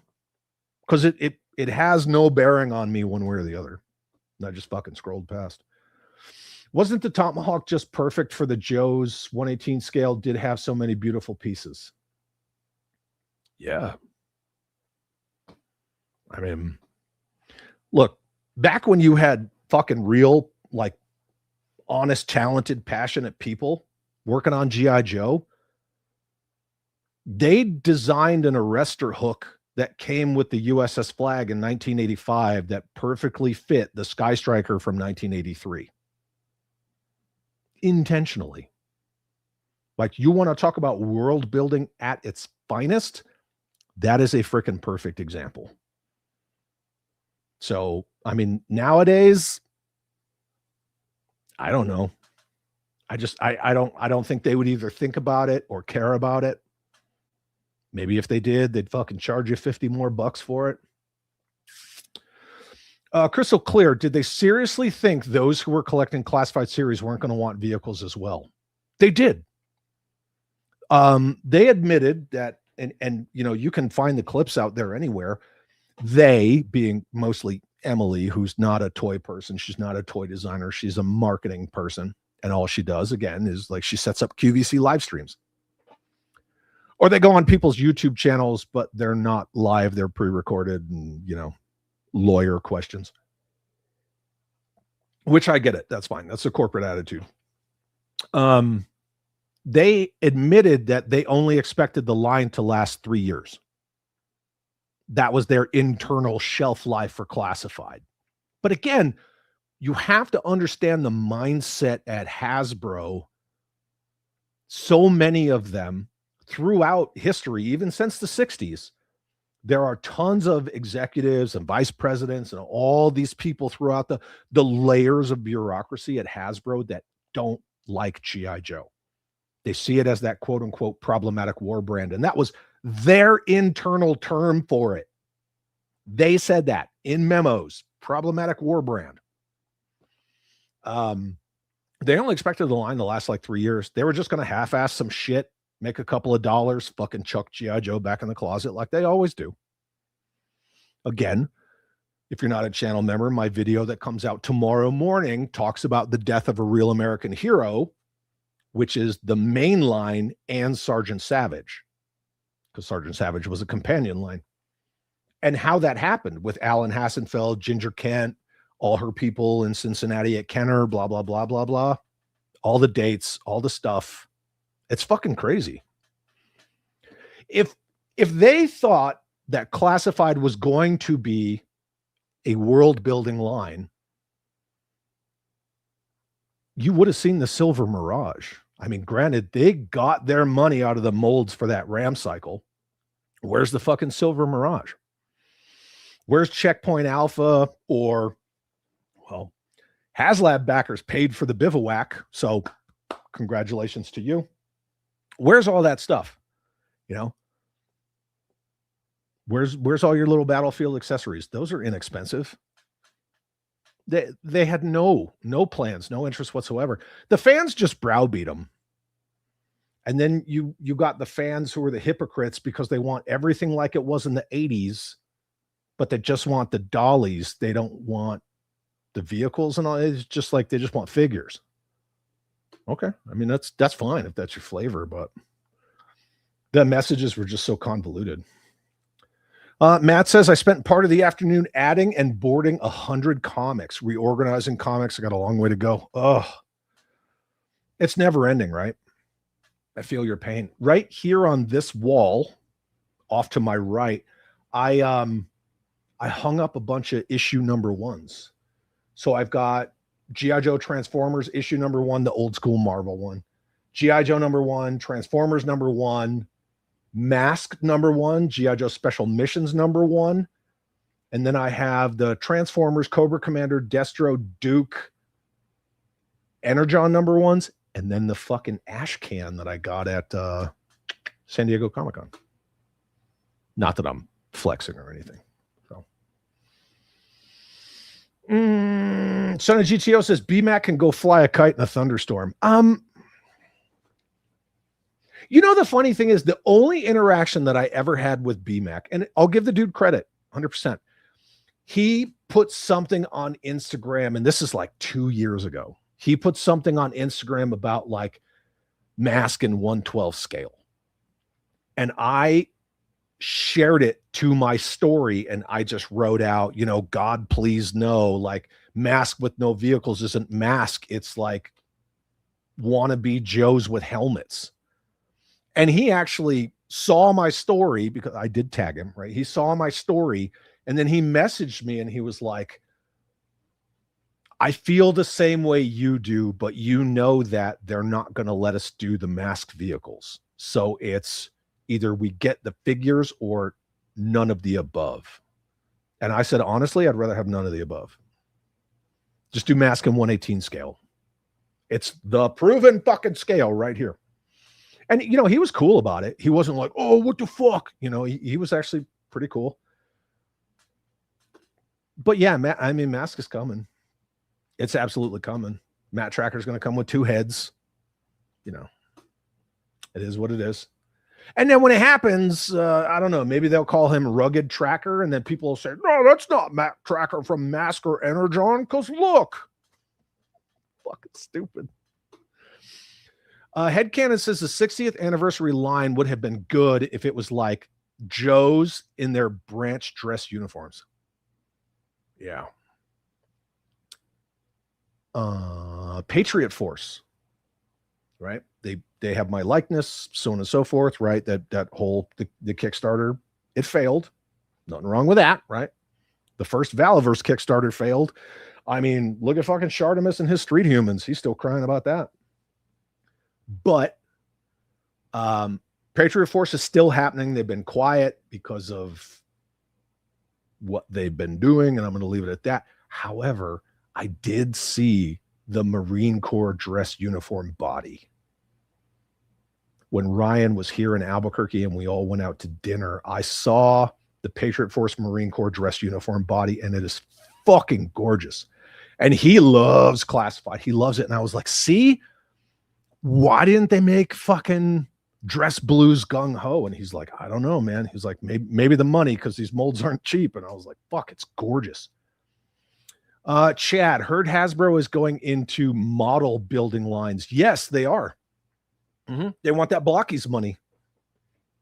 Absolutely. I'm sure somebody in the chat probably just responded to you at some point. The name of it is escaping me right now. If Nico Tronis is still here, he probably knows what it is. But yeah, they are doing a Blockies type thing. Crystal Clear says, if they're going to continue with 1/12 scale, I want to see a US. Oh, get out of here. They're not going to fucking do that. They would never. They would never. I would bet my fucking house on it. I think Classified has something for everyone. I've never bought Classified. I'd easily buy Action Force if I were into modern stuff. There you go. And I like this comment. And I'm sure somebody would be like, well, you know, like the same shit they say to me. Well, you don't collect the line, so why the fuck do you get a say? Everybody is allowed to have opinions on stuff. That's fucking retarded. I mean, that's not even gatekeeping. That's just window licking, right? You got to try harder. But I like this comment from JJ because he's like, it's not my thing, but I think it has something for everybody. I mean, that's cool, right? That's reasonable. Fuck yeah, dude. Deep Six better float for 46 after.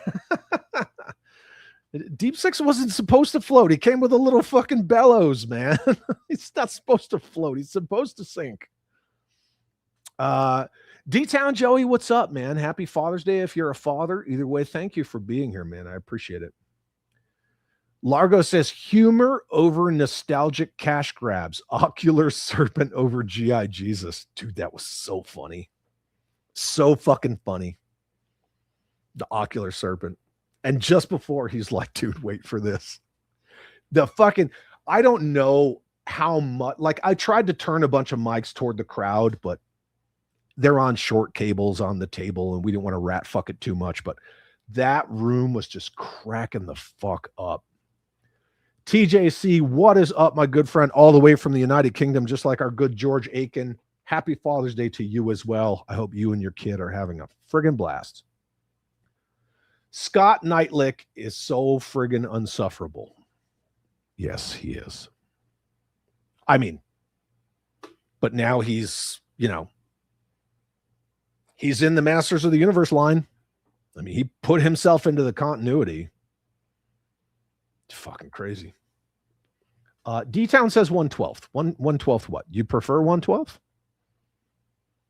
I don't know the context of that. Apparently Amazon has greenlit a Masters of the Universe sequel. Hopefully they'll wise up and make it an Amazon exclusive. We're gonna get to that in just a minute. Etham says, for all I care, Classified can end after I get my Strato Viper, Fast Draw, and the rest of the Iron Grenadier characters. Ooh. It's just weird, right? Like, I had said years ago, what are you going to do with Steeler with no Mobat? What are you going to do with Ace with no Sky Striker? You're just going to have him stroll around? And then they did exactly that. I mean, here comes Steeler, right? Cover girl. It's like, okay, whatever. Head Kenneth says, I saw that Haya Crimson Guard at DFW. Yeah, there was the one, right? It was right there. First time I saw a Haya in person, it looked awesome, but that price, yeah. Well, the price is because of the lack of availability. That's not how it should work, right? You're just leaving money on the table. I thought that the biggest problems with Haya is all the broken wood boards. What? Broken wood boards. Are you making a funny? Dan R., what's up, man? Good to see you. Thank you for being here. Happy Father's Day if you're a dad.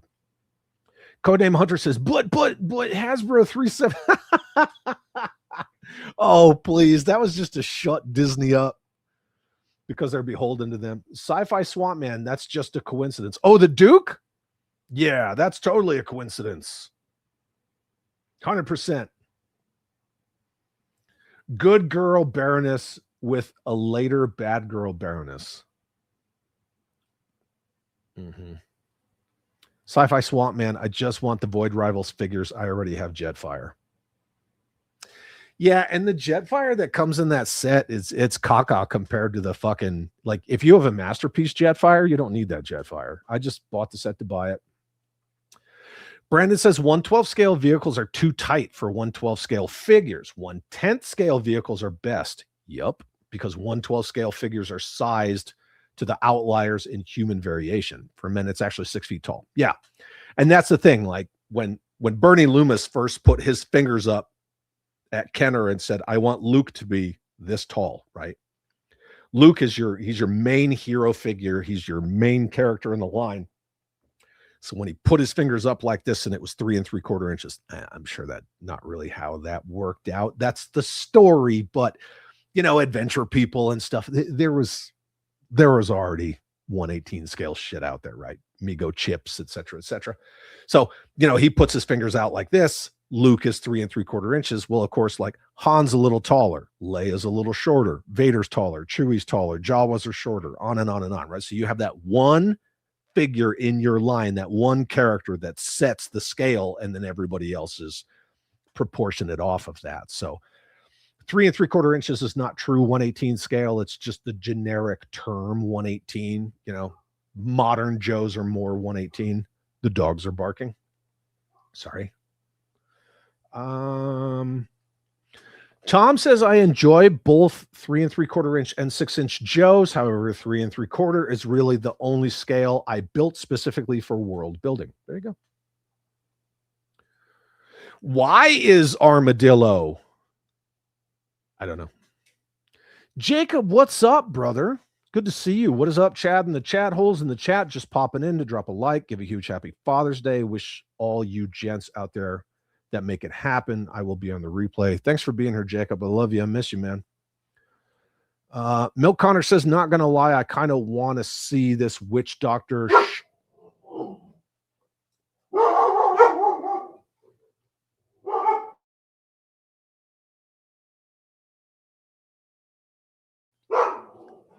That's the ma'am coming home and the murder dog. Sorry about that. Hey, shut up. Not gonna lie, I kind of want to see this witch doctor. I don't know anything about that. I saw the one like Syndrome or Synergy or whatever with like the weird little fucking Scary Movie 2 strong hand thing, and I saw everybody drooling all over that. Oh, fuck. Giraffe, what's up? Happy Father's Day if you're a dad. If you got yourself an amazing dad, be sure to let them know. Yeah, absolutely. 100%, man. East Coast Cody with the hot take. Mask without vehicles is Dino Riders without the dinosaurs. But they're doing it. They're absolutely doing it. Rugged Tracker. That's probably what they'll call him. Just like with Matt Tracker in the 25th anniversary, they called him Specialist Tracker. Miles Mayhem, they called him General Mayhem, and then people forget that they actually happened. Whatever. Kyle Funk says, oh yeah, I forgot about Patriot Force. I back them. I hope they come to be. It will. I'm just going to leave it at that. Patriot Force ID tags for a base is a great idea. Oh yeah, the fucking dog tags is the figure stand. Absolutely. Charles, what's up, man? Good to see you. Happy Father's Day to all the dads. Same to you if you're a daddy. Appreciate you being here. Kenzo's going to spend time with the family. I have a couple Patriot Force figures. I have Ron DeSantis and my man Teddy Roosevelt. New Jersey Eddie, are these the 4-inch ones that his son custom made? Is that what you're talking about? Because, yeah, those first figures that they were doing, and kudos to them for doing father and son type shit, right? That's awesome. I think that's what you're talking about. Brandon says, me buying vintage Joes in 4-inch or 3 3/4 Real American Heroes, pretty much the same price as classified for me, and the O-rings usually need replaced. They are loose, incomplete. Vehicles incomplete, blah, blah, blah. Yeah, I mean, fair enough. I get it. Oh, D-Town says, yes, I prefer 1/12 scale. And that's totally cool, dude. Totally cool. 100%. Opinions and assholes, we all got them. Yep. Doesn't mean we need to voice in America. There's nothing wrong with voicing opinions. When people start stating opinions as fact, that's the problem. Right? Like you've crossed that weird invisible line of death of your integrity, and it's just gone. Like, your opinion's your opinion. It doesn't mean you got to like shove it down people's throats. I picked up their Teddy Roosevelt and George Washington figures from eBay. Says, get bad dudes. Yeah, that's those are the ones that his kid did. They're pretty fun. Cruising. I'm sorry. Get bad dude says 6-inch has been my favorite scale the past few years as my eyes got bad. Yeah, and that's totally cool. That's totally fine. Like, see, that's you and your opinion. That's your individual experiences. But I love the people that say like, oh, well, we need larger figures now because our hands are bigger. So you have no dexterity? I don't understand the argument. Yeah. I'm a lead farmer, motherfucker. Happy Father's Day, Chad. I see your magic marker. the magic marker on my face. Apparently, I missed a few spots, but yeah, thank you very much. I appreciate it. I like getting roasted. It's kind of fun. I forgot to say Strato Viper with the Night Raven. Don't care if it was 5 feet long. Yeah, that's why I sort of paused when you said Strato Viper. Steve's Toys 3D printed classified scale Night Raven, and it took up the entire foot of his bed. I mean, whatever. I wish Bobby would get that Locust out nice and small at the 112 scale. That will look good on a shelf. But again, same thing as his O-ring line, which I want to see it happen because I know the name of it. I know the name of that O-ring Action Force, and I really want to see it happen. He's got to get the price down on the Locusts. I mean, that's all there is to it, and I respect him for that. So, what are the odds that Hasbro's next Joe line is 80s G.I. Joe Origins, 3 3/4 inch with more articulation and detail? History would say that's kind of what it would be, but I mean, if you look at, okay, so 94 through 97, right? And it's not the only time they've done it, because Sigma 6 was either 8 inch or 2.5 inch, the mission scale. Every time that they've experimented with other scales, they always go right back to either a 3 3/4 or 4. We'll just say 1/18 scale, okay? Because I'm tired of saying all the different sizes. So 94, you had O-ring Joes, and then you had Sergeant Savage, which was 4.5 inches. They weren't right. The construction was different. They had the swivel waist. And then they went to 5-inch G.I. Joe Extreme, thanks to Kenner. And then it just came right back with the Real American Hero Collection. So I don't know. Again, there's nothing wrong with G.I. Joe and 112 scale at all. I just don't think it should be the rule, because costs, so on and so forth. It's just their lack of give a fuck, really. It feels like whatever. Sci-Fi Swapman says that's that bullshit. Russell, what's up, man? Happy Father's Day if you're a dad. Appreciate you very much. Thank you for being here. Sci-Fi Swapman says, I'm walking over to the store right now. Get bad dudes. I must have missed the Valaverse O-ring news. Is it delayed? Not canceled, on pause, because he's trying to get the factory to get the prices per unit. He wants $15 per figure, but his range is 15 to 20. And right now they are obviously higher than 20. So he's trying to get it lower. Brandon says, thanks for the He-Man heads up too. Oh, for the 3 credit scenes? You're welcome. You're welcome. We thought there was only 2, went to leave the theater, and then somebody was like, no, wait, there's one more scene. And she wasn't talking to us. She was talking to somebody who was with her, and we were like, oh, well, we'll come back inside. Tom Miller's got to run. Thank you for being here. Happy Father's Day, my dude. Headcanon says they sort of did an 80s Joe line after they launched Classified. They did the retro collection instead of giving us O-rings. They instead, well, okay, yes and no. They actually did both.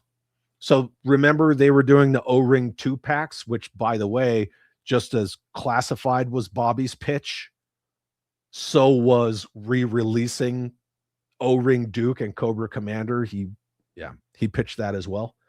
Yeah, they did the Storm Shadow and Snake Eyes and Cobra Commander and Duke and whatnot in those 2 O-ring 2-packs, which were way too overpriced.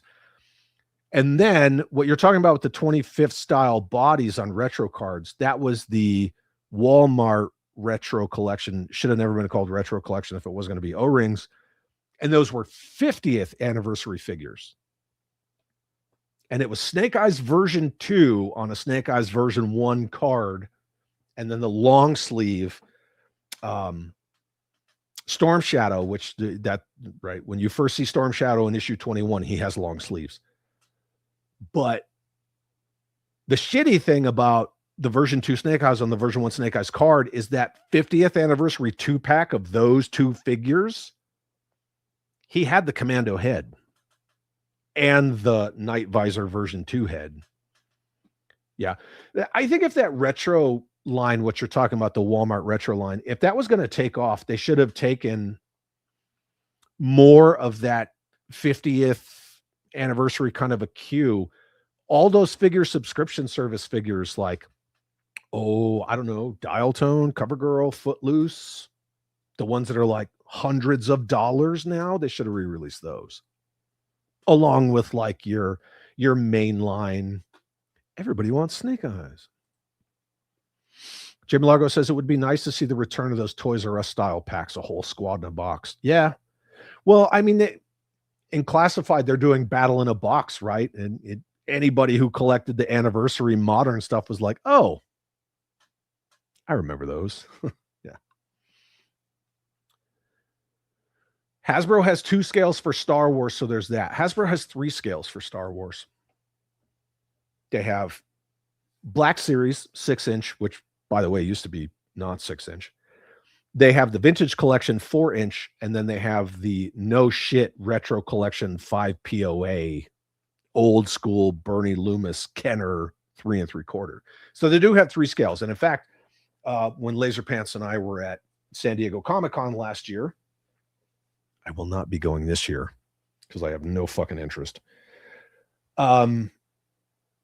We were talking with Lenny after he kind of walked over, and I was, you know, if he is supposed to be a G.I. Joe guy, I'm going to talk to him like a G.I. Joe guy. I'm not going to talk to him as like this guy who whatever designs figures. I was saying, like, I was pointing to all the Star Wars stuff, and I was like, look at this. A licensed IP, 3 scales. The IP that saved this company 3 times, 1 fucking scale. Make that make sense. I understand that your company, which like you don't work on the Star Wars line, but I understand that your company has to recoup that $500 million. But this line over here is just begging to fucking print money. And you don't have to pay $500 million for a license for an IP that a company is willingly ruining. And I was like, how the fuck does that make sense? And he was like, I know, I get it. I get it. And I'm like, I understand, like, you're not a decision maker, but like every Joe fan fucking sees that. New Jersey Eddie says, I like the Hiya Joes. I do too. To me, they kind of feel like, they don't feel like toys, if that makes any sense. Like, they just feel like you're supposed to pose them and never touch them again. Like they like to have shit fall off of them. I wasn't trying to actually you, Sci-Fi Swamp Man. I was adding to your statement. Sorry if that came across shitty. Like that, like, fellas, I almost forgot. Oh yeah. New Jersey Eddie says, I think Hasbro won't let Hiya sell their 4-inch Joes here because they're watching to see. Well, yeah. Hiya's contract with Hasbro was only Eastern distribution, which is why you can get them from retailers that get them from Eastern distributors. But you can't go on Amazon or Big Bad Toy Store or any of those places and find Hiya Joes.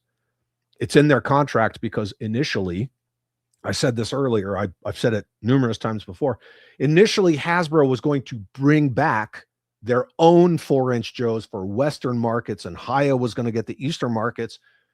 Hasbro was going to do it as the return of the figure subscription service. They may have called it made to order. It's all the same fucking thing, right? One's a subscription, one's pay as you go. And then they didn't do it. I don't know if that's dead, but they didn't do it. And that was 2 years ago. So yeah, it never happened. It was probably 3 years ago. It never happened. But yeah, if you want to get them, Cotswold Collectibles has them, but Again, these are retailers in Western markets that get them from Eastern distributors, which is why, again, I could go on Big Bad Toy Store and get all the Haya fucking RoboCop Judge Dredd shit, because I buy a lot of the Haya Judge Dredd shit for the ma'am, because she likes Judge Dredd. Krusty Old Crow, what's up, man? Happy Father's Day, you divided toy daddies. Are we divided? It's good to see you, man. Thanks for being here. If you're a dad, Crow, happy Father's Day. Again, I don't know who all is dads and not. So Eddie says, I said that on a live stream and got yelled at. What about the Haya thing? Who the fuck yelled at you? Put it in the chat because I want to know. Who yelled at you? Oh, I get that the hands fall off, the backpacks fall off. Yeah, everything fucking falls off those. I had never done like a no shit like review of action figures because it's like the same thing. Like if I want to go see a movie, I'm not going to go like peruse a bunch of movie reviews. If I want to see it, I'm going to go fucking watch it. So I don't give a fuck about action figure reviews. Now I have done like, let's look at, because I just want to open it. I did open the Haya Storm Shadow and Snake Eyes in a video, and I was like, yeah, I literally held up the figure and I just kind of flicked it, like he had the sword in his hand and I flicked it and the fucking whole hand just fell off. But that's because the direction of the peg, right? The peg comes out versus going in. I understand it gives a little more range of motion, but no.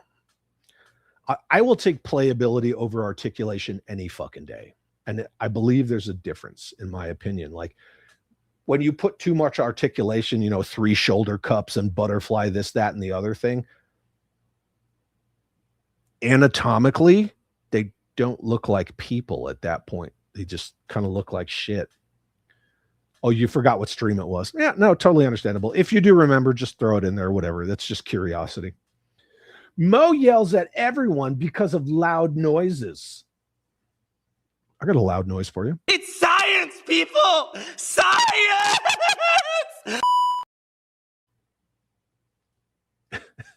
Oh, sorry. Are you ready? You look ready.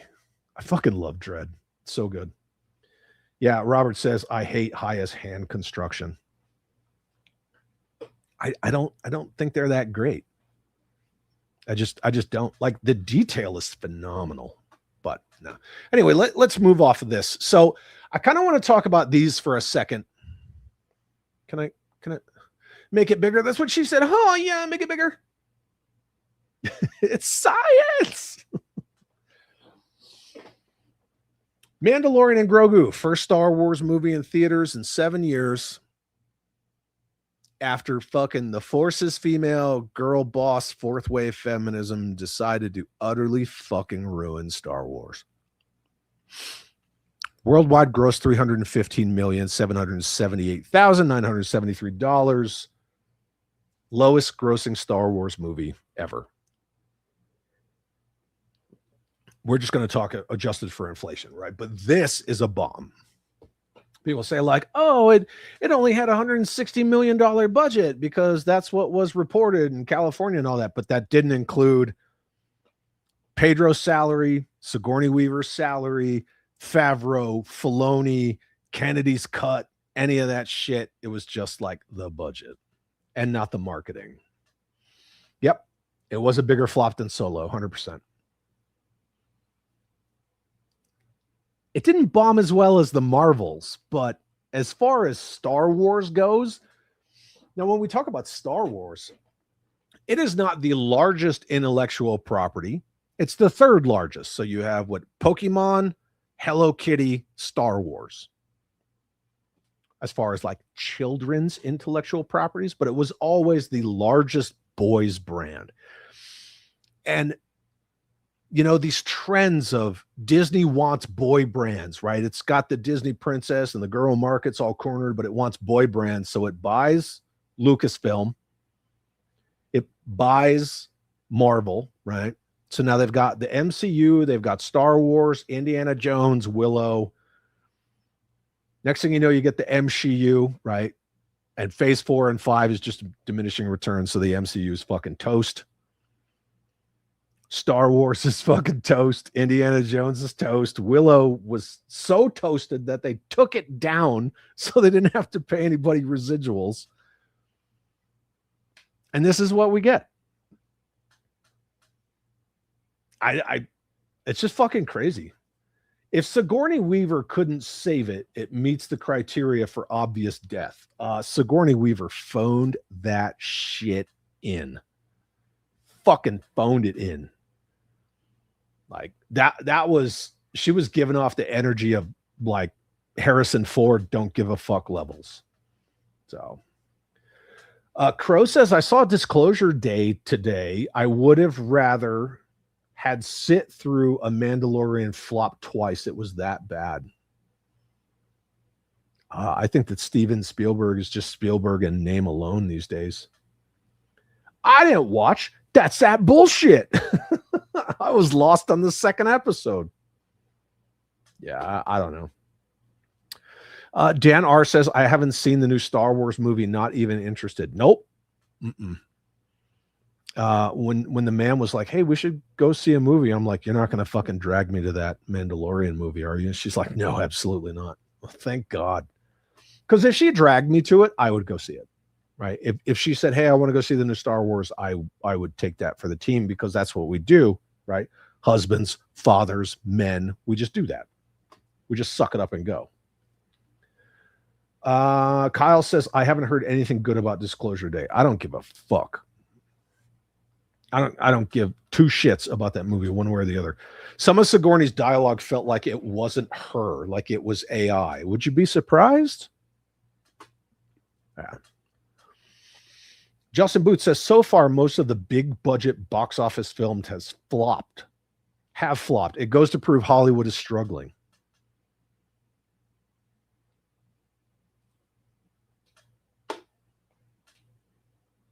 Kind of like this.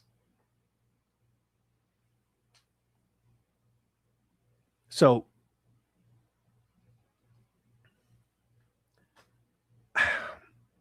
you got Mandalorian and Grogu. When Star Wars still had goodwill, right, and good name recognition, $2 billion, billion and a half all day. Then you start hitting diminishing returns after what Rian Johnson did to our legacy characters, after all these people at that company, you know, Pablo Hidalgo and Kathleen Kennedy, like just shitting all over legacy fans. Like, we don't want you. Fuck off. Okay. Well, you know, all these fourth wave feminist girl power and all your weird little purple haired activists, they're not going to buy your fucking toys. They're not going to go see your movie. They just want to fundamentally change it because it's not theirs. Then they get their way. Now you got this. But like, again, I've talked about what's going on with our boy brands. I don't know how many of you saw this movie, Masters of the Universe. I liked it. I liked it a lot. I've seen it 3 times. I was blown the fuck away. 87 million? What? $87 million. That's it. That's crazy. I know everybody was kind of randomly talking about Masters of the Universe here and there, and Amazon said they already greenlit a sequel. I hope they do it. Brandon loved it. Ken the band said it was fun. I fucking loved it, man. I loved it.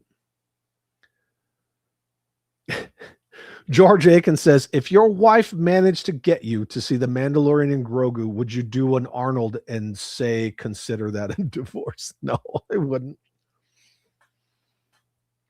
Not only would I not do the Arnold and say, consider that the divorce from Total Recall, I also would not do the Tom Arnold from True Lies and say, what kind of a sick bitch takes the ice cube trays out of the freezer? which is a fantastic line. New Jersey Eddie says Hollywood knows exactly what they're doing. If anybody thinks they forgot how to make good movies, well, yeah, of course. Yeah, it's the message, right? Nico says Masters was fantastic. I fucking loved it. The first time that he fucking called down the power, I was literally like fucking air punching. And I'm not even a Masters guy. I'm not. Like, I know enough about it. You know, I've grown up with it, but I am not by any stretch of imagination a Masters of the Universe person. But I fucking liked it. I really liked it. Zero says I got dragged to Solo when it came out. Last Star Wars movie I've seen. I didn't get dragged to it. I think I walked in a room and it was on. I was like, what the fuck is this? The fucking Phoebe Waller Bridge. God, she's insufferable to begin with. Even as a fucking droid, she's insufferable. She's all about that message too. Her and this fucking L7 droid writes Lando's having sex with it. People want to say, oh, Star Wars is for kids. It's wizards and fucking laser swords. Well, then why are you injecting that into a fucking movie that's for kids? You guys remember when Disney was a wholesome brand? When Disney was all about that family? When they told Ellen DeGeneres, you better stop leaning on that lesbian shit or we're going to fucking fire you. Not that I'd want them to, but you go from like one thing to a completely opposite thing. It's crazy. Nico says he can't wait for more Masters of the Universe. Slade, Masters was out of my theater in just over 2 weeks. Really? It's crazy because the movie got really good word of mouth. It had a lot of good hype behind it. It pushed Mandalorian and Grogu out of those what's called PLF, right? Or premiere large format. It pushed Mandalorian and Grogu out of those. And then it just fizzled. And I don't know why. I see Masters of the Universe like I saw the Carl Urban Dread. Pretty fucking true to it. Right? Carl Urban never took off the helmet. Look at Trapjaw in this movie. Look at Skeletor.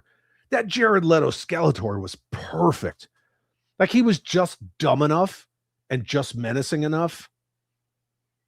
I fucking loved him. What did he say? Why don't you face me like a man? He says, well, first of all, I don't have a face. And second of all, I don't want to. I fucking loved that movie. I loved Masters of the Universe. I was more hyped for this film than I was for anything live action G.I. Joe. To me, as a Joe fan, that speaks volumes. Every time I would see a trailer for a Joe movie, I was like, okay. I mean, there it is. With Snake Eyes, I was like, no, absolutely not. In fact, next month, we're still going to do the 5-year anniversary recap of Snake Eyes. Don't think I forgot about that. That's coming. 5 years since that piece of shit. But these two, they're just kind of a microcosm. I don't know why this one keeps reverting to smaller form, but Transformers, diminishing returns into no matter what they tried to do, right? They went period piece with Bumblebee, with Rise of the Beast. They're like, oh, we're going to throw in fucking Beast Wars and, you know, the Bayformers shit. And we're even going to sprinkle in a little possible G.I. Joe crossover team up, whatever shit at the end of the movie. Nothing helped. The G.I. Joe live action movies, the only thing out of any of those three movies that was even possibly a positive was that Retaliation made more money than Rise of Cobra. So it was kind of going in the right direction, right? Transformers, just it slow slide till it went off the cliff. Star Wars, slow slide till it went off the cliff. Ever since Disney bought it, right? So Force Awakens, all the way down to Mandalorian and Grogu, you can see how every movie has made less. At least G.I. Joe Retaliation made more money than Rise of Cobra. They were going in the correct direction for a minute. And now here we are. Transformer movies are no longer, bankable. Star Wars movies aren't bankable. G.I. Joe movies aren't bankable. Is this collateral damage? I guess that's my question to all of you who have an opinion.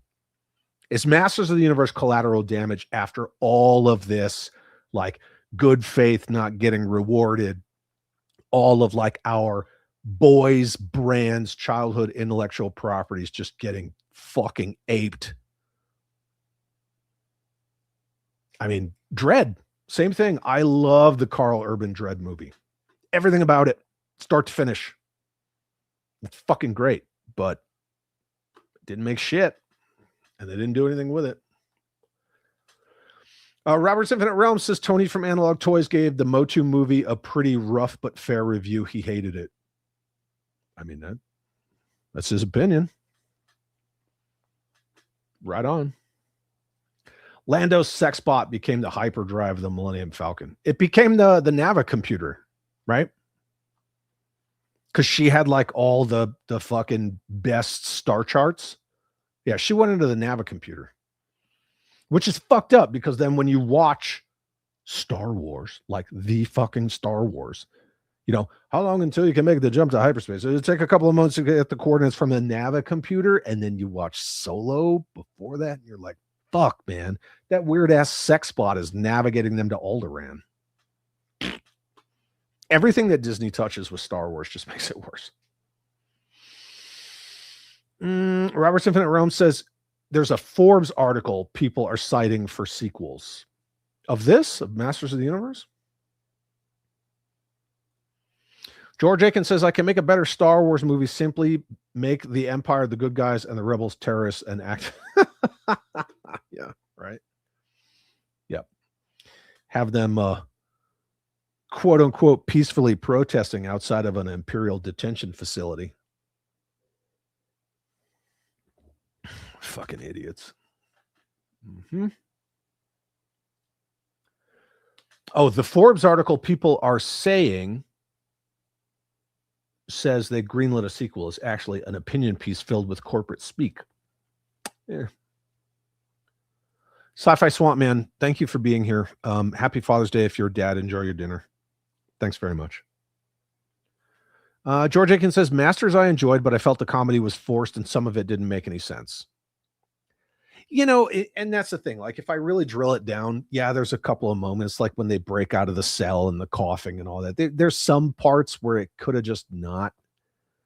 But, when Randor dies and the movie has to get serious, I think they did a good job, right? And then they put a little heart into it when they reintroduced Cringer. I don't know. I enjoyed it. Maybe I enjoyed it as much as I did because I am not, that emotionally attached to Masters of the Universe. That might be why. I don't know. Nico saying She-Ra's been in pre-production. Yeah. Yeah, the MCU was definitely hurt by the MCU, 100%. Agreed. Michael Bentz, I was excited for Masters of the Universe and it delivered. It was fun. It didn't take itself too seriously. Leto nailed Skeletor and he made the movie, surprisingly. I agree. I absolutely agree. And that fucking Brian May soundtrack, God, man, that music is good. The music's fucking good. I liked it. Yeah, it took itself seriously when it needed to, but it also understood, like, it's a movie based on a toy line that was really kitchen sink, and you had like sci-fi and swords and sandals and, sorcery, but then you also had the filmation shit with Orko, and then you had all the decades of the memes. They even, for social media, they even did the four non-blonde shit. And they're standing there in the movie doing the like the laughing meme. They knew what they were doing. And there was more than enough like nods to like legacy and generational fans, everything that came before, the mini comics, the fucking filmation stuff, obscure characters, like Kenza was saying, even from the fucking cartoon strip that was in newspapers. 2000X, they had a fucking nod to the 2000X shit in there, all of it. And okay, if you haven't seen it, I'm just going to throw out the spoiler, because if you haven't seen it yet, that's fucking on you. But Dolph Lundgren, I didn't know he was going to be in it. You know, I didn't watch all the news and leaks and all this stuff about this movie like a hawk, because again, I'm not emotionally attached to Masters of the Universe. But when they showed Dolph Lundgren, and I was like, that's the way to do it. Right? You give him that fucking respect, because he was in the 87 movie. He fucking deserves it. And it was awesome to see him in that movie. Everything. And plus, that movie was a big fuck you to all that weird leftist agenda girl boss bullshit with that stupid fucking HR bitch. And all this whole touchy-feely, like, oh, I don't do conflict well, and blah, you know, we got to be this, that. And he is spending the whole movie struggling to become masculine, right? The stuff that Man-at-Arms says to him, it's not about fighting, it's about protecting. It's about protecting your family, protecting the people you love. Like, it had good fucking messages, right? Good old-fashioned toxic, and yes, I say that ironically, because I would never say that word unironically. It has good old-fashioned masculine fucking messages. And I fucking loved it. But it's doing it woven into a movie that understands it has decades of jokes and memes and fucking goofy ass cartoons. The Filmation stuff made Masters of the Universe the fucking mega intellectual property that it was. But Skeletor was never intended to be He-Man, Alan Oppenheimer. It just became that. So, I don't know. The Man-at-Arms and Trapjaw fights were awesome. Fuck yeah, they were. Especially the rematch. It was great that Dolph Lundgren was in it, passing the torch. 100%, man. It was 100%. Yes, Dion. Dion's a comic strip character. And the way that they fucking amped her shit up to 11 just to clown on the fucking girls get it done shit was awesome.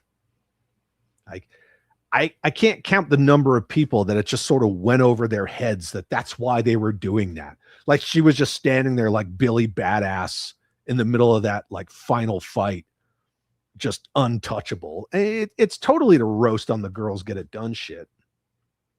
Yeah, and the Fisto and Ram Man jokes were fucking hilarious. Give him head, Ram Man. This shit's funny because the characters were all named by a bunch of fucking like over-the-top drunk and stoned dudes at Mattel, you know, what, 40 some odd years ago, 50 years ago? Of course. For a few minutes in Masters, I thought they cut to the new Highlander movie. Is that a positive? I want to see that new Highlander because it's got my boy fucking Henry Cavill. James Lucas says, I'm not at all a Jared Leto fan, but he really did a great Skeletor. I want it. I want it. I want it. I want it. It's mine. No, he was fucking awesome as Skeletor. 100% awesome. Salty Lead Farmer. Motu was out when I was a kid, but wasn't my jam, so I didn't see it. Personally, making movies from old IPs is a failure for Hollywood. That's kind of what it's proving to be, right? What's next? A reboot of Gone with the Wind. I can't wait to see it. You know that these fucking race baiting agenda sissy fucks, they would love to remake Gone with the Wind and then do that whole like rewrite history shit.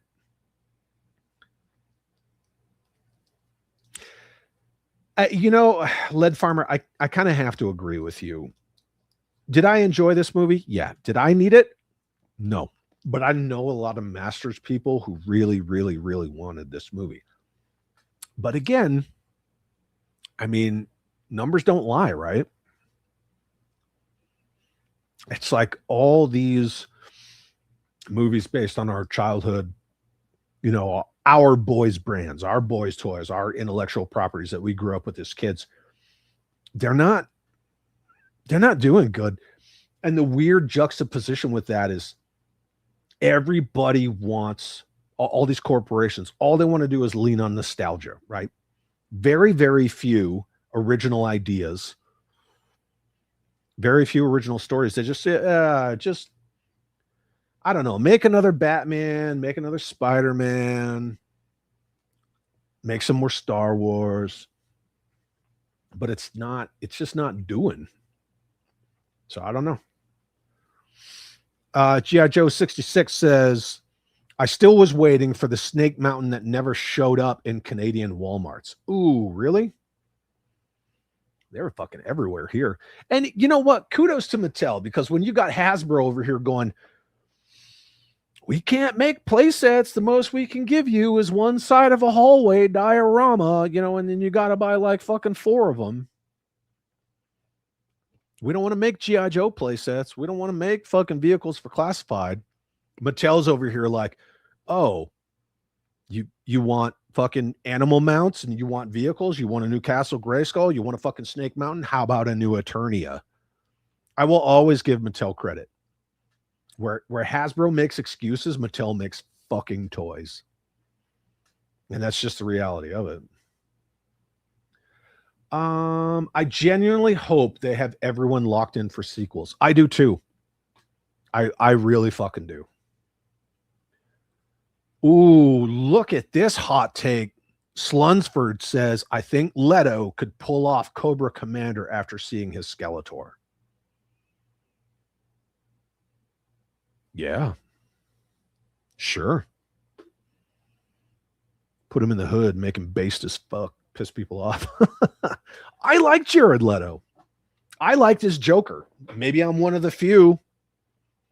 Once you get past the weird aesthetic, which I don't, was that David Ayer's decision? Because I mean, the guy did Training Day and Fury and shit. I didn't think that he was going to go that weird, like, aesthetic with the Joker. When you just get down to like his speech, what he says, the cadence of it, like his weird mannerisms, I love his fucking Joker. And his Joker in like the real Justice League, not the bullshit, you know, fucking Warner Brothers hack job, but Zack Snyder's real Justice League. He looks amazing. Long hair, the fucking weird fucked up black eyes. He doesn't have all the dumb shit. The dishwashing gloves and the cards where he talks shit about Robin. I liked his Joker. I liked him a lot. I mean, granted, he was competing against the fucking Heath Ledger Joker, but I enjoyed him. I just did. After Highlander, Cavill will be doing Warhammer 40K. That's right. Yep. 100%. You are 100% accurate. Headcanon says, I think a lot of Motu fans that thought it was horrible have just built the property up in their minds. They wanted Conan meets Excalibur.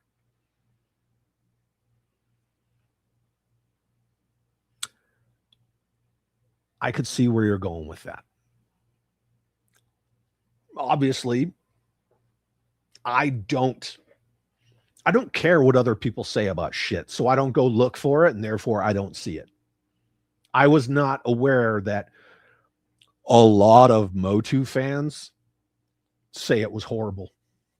I wasn't aware of that. I know like a couple of Masters mega fans, and they didn't shit on it. But even if they did, I don't care. I fucking liked it. There's people out there that love that fucking Snake Eyes G.I. Joe movie, and I will easily shit on that movie all day, every day. So Michael Benz says, I needed it. Most movies suck. I liked it. Yeah. Tristan, what's up, brother? Good morning, everybody. Appreciate you all accompanying me on my 4.5 kilometer walk to work on this brisk winter morning. It is winter down there. Thank you for being here, my dude. And if you're a dad, for those of us in the Northern Hemisphere, happy Father's Day. And I don't Justin Booth says, I'm not bashing it, just giving my honest opinion. Yeah, dude.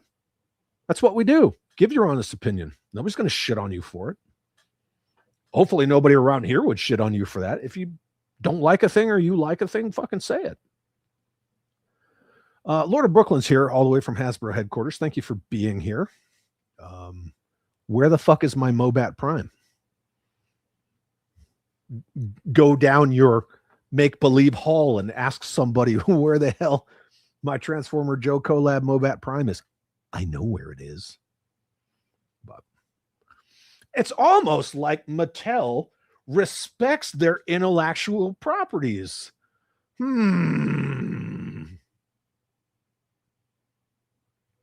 don't really have much for that. Gotcha, bitch. Yeah, I would think so. Rumor is Mattel has Teela's ship, the Talon Fighter in Chronicle scale. Ooh, that would be cool. I like that updated on the Talon Fighter kind of a thing. Oh, here we go. Justin Frederick says, I thought Leto said he hated doing Masters of the Universe. Maybe. I don't know. Slade says, I liked his Joker. He's an asshole in real life. As a singer, he's good, but an asshole. There you go. George Aiken, thank you for being here. Happy Father's Day. Enjoy your volcanic villain's lair. Whatever. I could see Jared Leto as Cobra Commander. Oh, yeah. What else do we got in here? We got anything else? No, we don't have anything else in here. I will leave this on the screen just kind of while we're talking about this. Mattel's making a bunch of play sets for WWE Masters of the Universe and made several for Jurassic Park, World, and DC. Hasbro's full of shit. But again, that's that whole too big to fail mentality. Like, they don't need to. You'll buy what they put out. You'll pay $52 for Dusty and Sandstorm. Why bother? Oh, Arkham. I have Arkham Asylum. Greetings.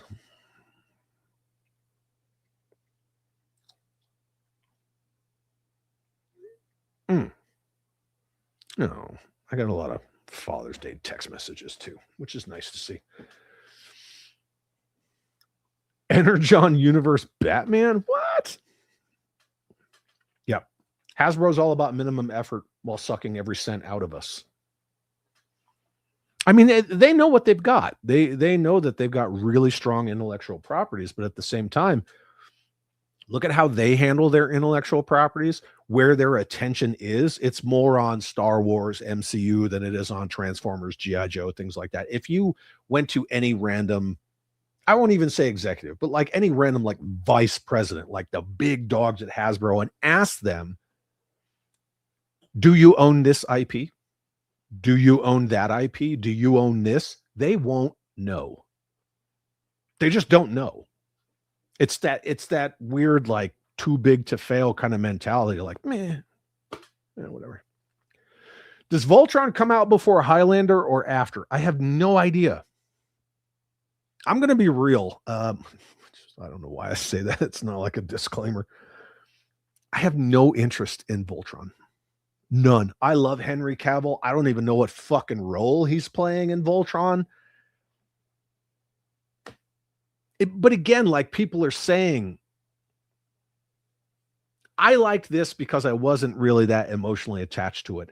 All I wanted to see is them fucking stick the landing when he holds up the sword and says, you know, the lines by the power of Grayskull, blah, blah, blah. And I thought they did. Now, granted, I wanted to see him take the sword and actually change Cringer. But Cringer was already huge. He's just wearing armor. I don't know.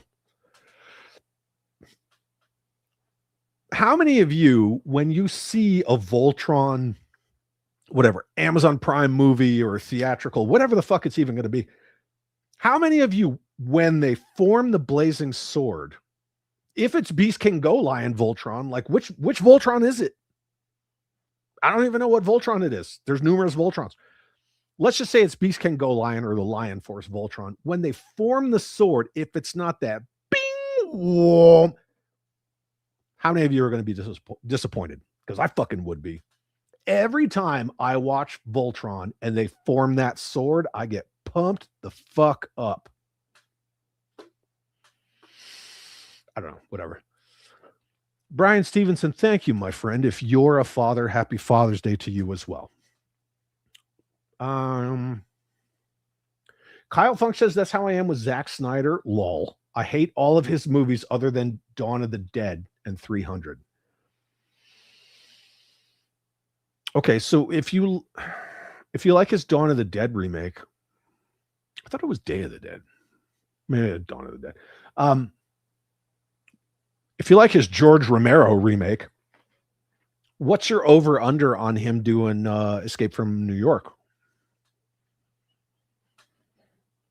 I don't even know if I need to see an Escape from New York remake. Let's see. Mr. Master, my dude. Cavill's Voltron comes out in May. Amazon made the correct decision to not release it in theaters. That decision was before Motu was released. There you go. Okay. Some people know more than, others. That's why I think it's awesome. Oh, look at this. Happy Father's Day from Hasbro headquarters. Oh, thanks. And if you're a father, happy Father's Day to you. Once I imagined Gal Gadot as the Baroness, but she's not the best actress in the world. I mean, she's not, but I think a lot of that, maybe I'm giving her too much credit. I don't know, just personal opinion. I think a lot of it is like the language stuff.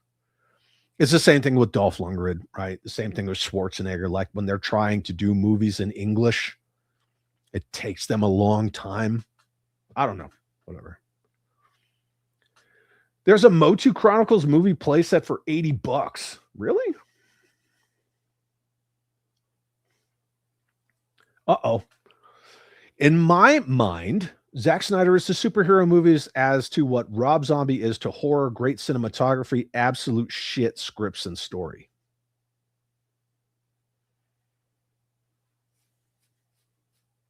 I appreciate your opinion. I think the box office of Man of Steel versus James Gunn presents James Gunn's Superman by James Gunn would say otherwise. Plus, Batfleck, motherfucker. Not you, motherfucker, just, exclaiming. Again, Batfleck is my fucking Batman. Out of any live action Batman's, I'm going with Batfleck. And then Val Kilmer. Yeah. So I don't know. It is what it is. Oh, Danae from Tough Nerd Toys. What's up, Danae? It's good to see you, dude. Have you been called an Uncle Tom lately? Because that's what the tolerant do when you don't get on board with the agenda for your skin color. You get called an Uncle Tom, right? I love you, dude. Thank you for being here. Danae, if you're a dad, happy Father's Day. But I'm glad to see you. Lunchbox Killer says, happy Father's Day. It's the first day of summer. Sunday, fun day, my fellow collectors. Yeah, absolutely, dude. Danae, you did not like Masters of the Universe? If you didn't, that's totally cool. I don't know if you're talking about this or Mandalorian and Grogu, because I showed both. So I'm not too sure.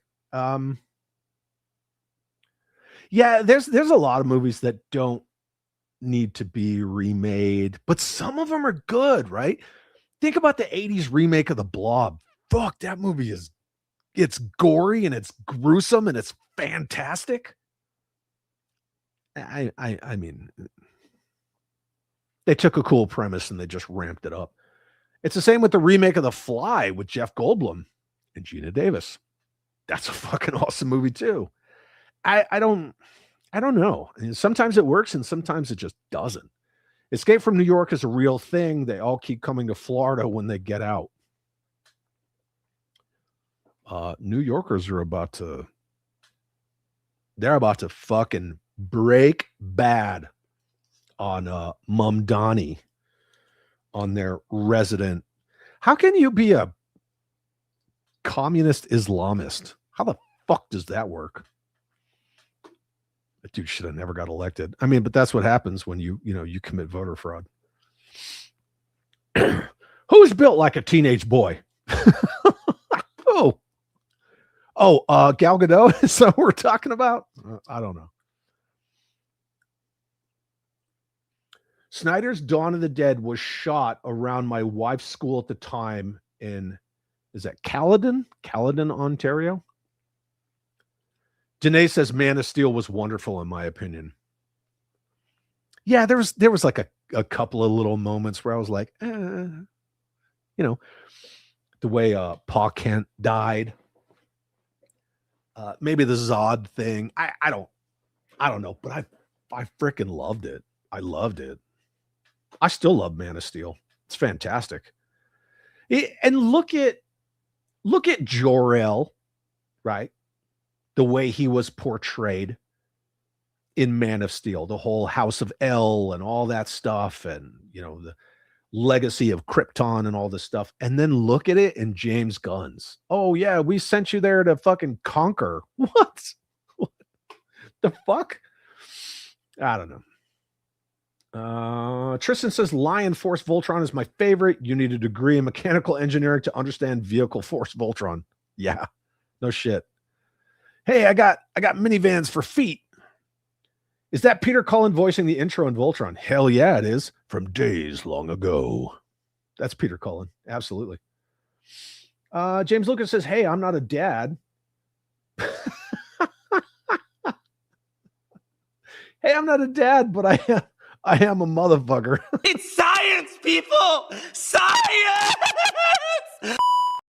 Yeah, good job. Danae says no.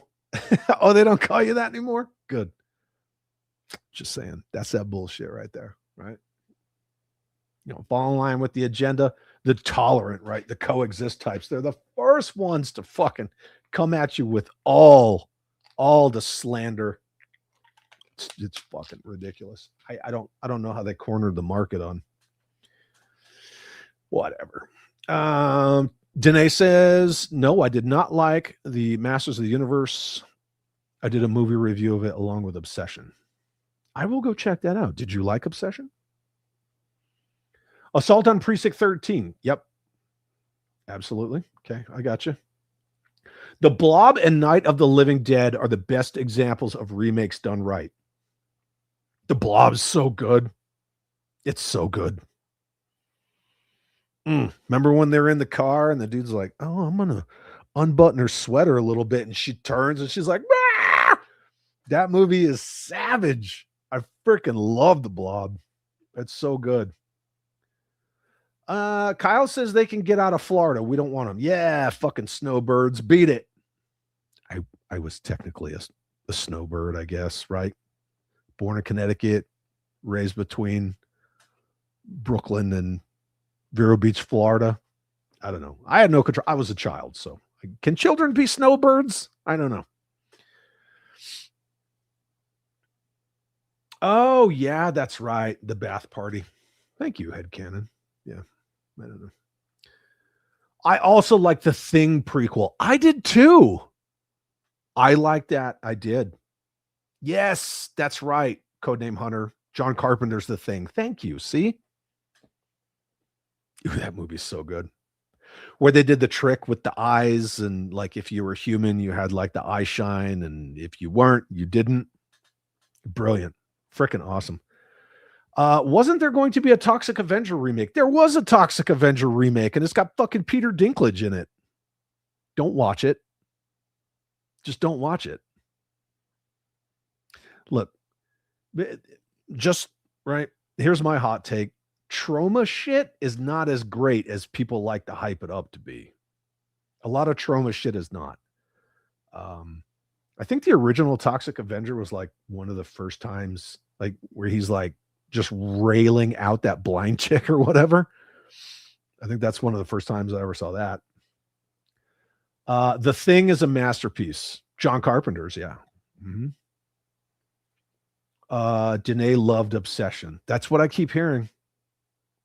Yeah, no, they're not tolerant. That's just the disguise, right? They're the most intolerant, closed-minded, groupthink motherfuckers on the planet.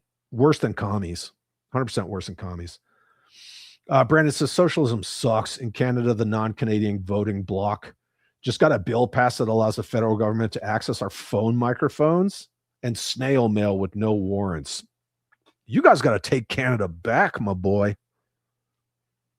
See, I have this weird thing with Canada. I love Canada, right? Because they're our North American brethren. But in a way, I don't, because of the War of 1812. But the fact that, like, you guys, I don't want to say gave up your guns, but you lost your guns, and look what happened. When did you guys lose your guns? The 90s, right? Wasn't that like the 90s? Fucking crazy. Sucks, man. There you go. Toxic Avenger remake was straight fucking trash. Tristan says, I saw The Blob when I was a kid. I always looked at the ceiling before entering a room. Oh, yeah, where that guy's like, with his arm, and it's just like going over him. God, that movie's so good. Yes. Tony Todd, yeah. Night of the Living Dead. He's dead, right? Rest in peace. I believe he died. Candyman, right? Anywho. Hey, look, we're at the end of the chat. You guys want to see something cool? For those of you who are still here, real quick. I showed you guys the logo, right? Because I did the poll, and obviously Mandatory Fun won for the new, like, Monday through Friday, like, daily, whatever, daily dose of non-shill fucking reality. And there's the logo. Do you guys want to see the trailer or the intro? I'll show you the intro if you want to see it. But first,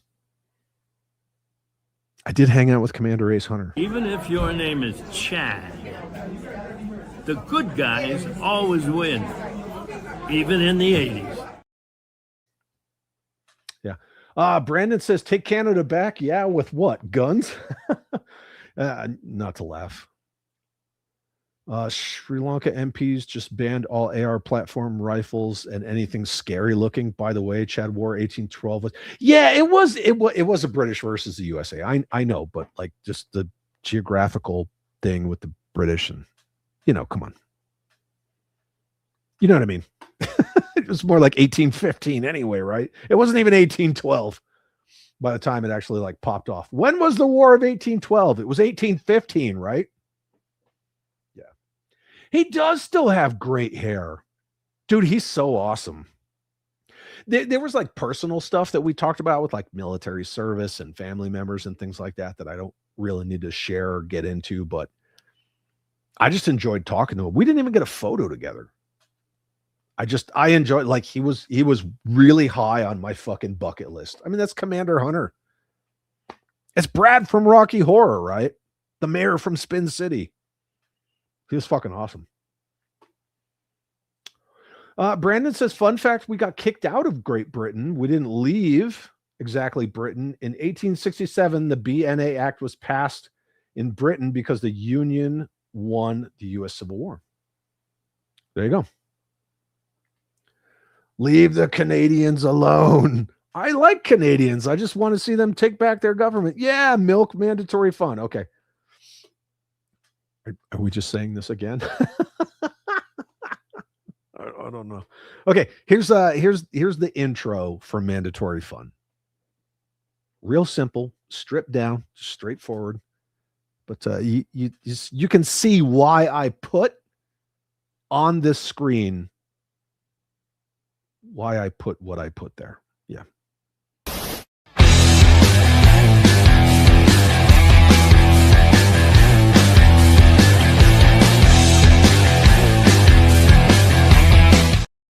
And that's all it is.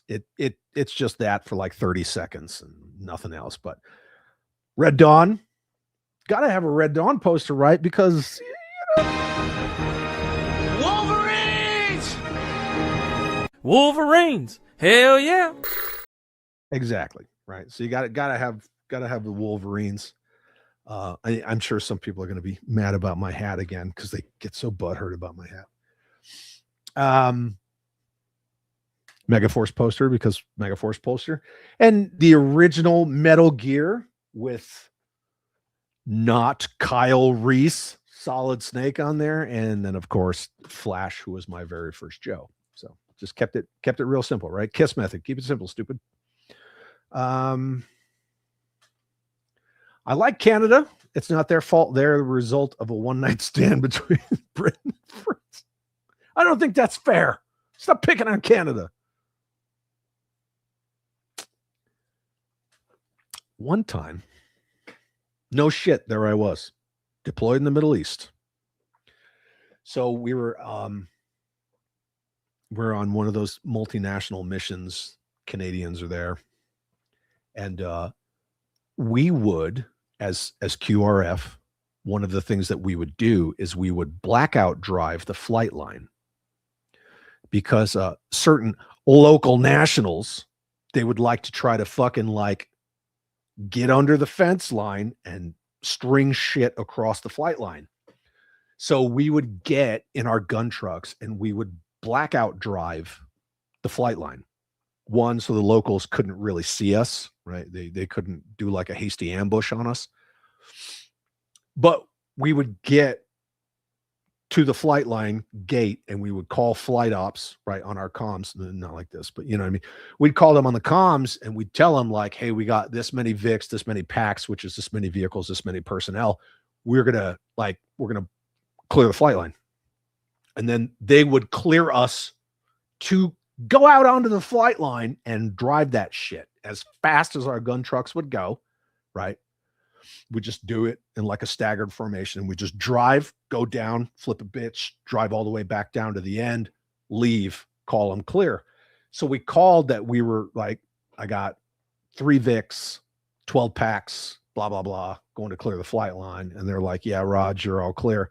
So we get on the flight line and no shit.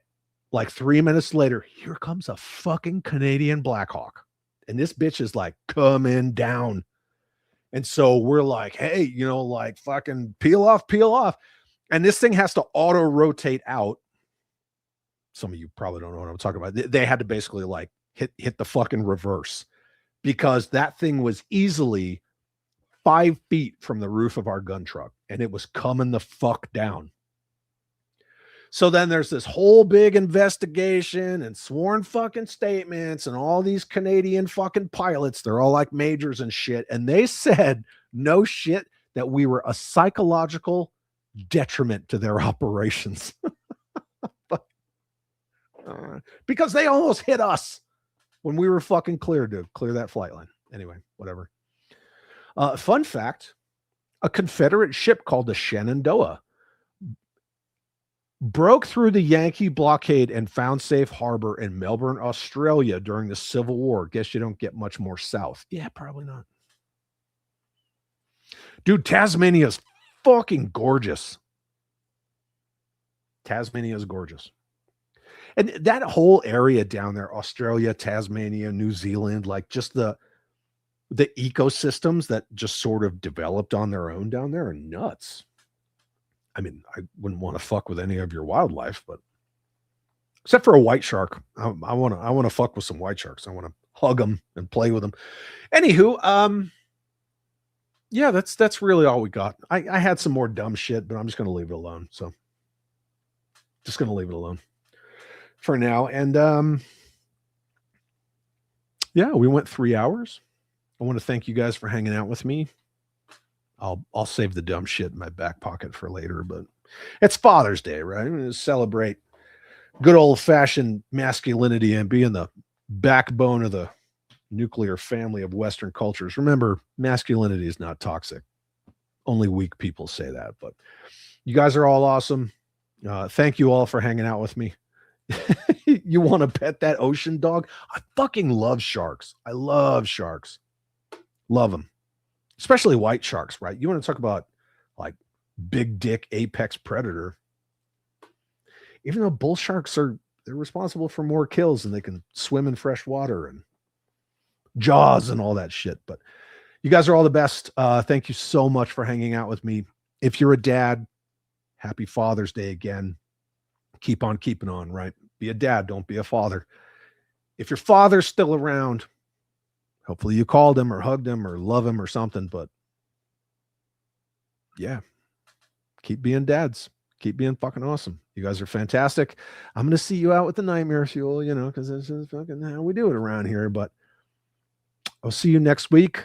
I don't know what we're going to get into next week, but we'll get into it. And again, I got that new video coming out tomorrow morning for those of you who are not channel members. Either way, I appreciate you being here. You don't have to be a channel member. It's totally fine. But thank you all very much. Have an awesome rest of your Father's Day. Remember, make collecting great again. Don't put up with shit from the fucking cancel pigs. Don't live in echo chambers. Fuck the shills. Love you. Bye.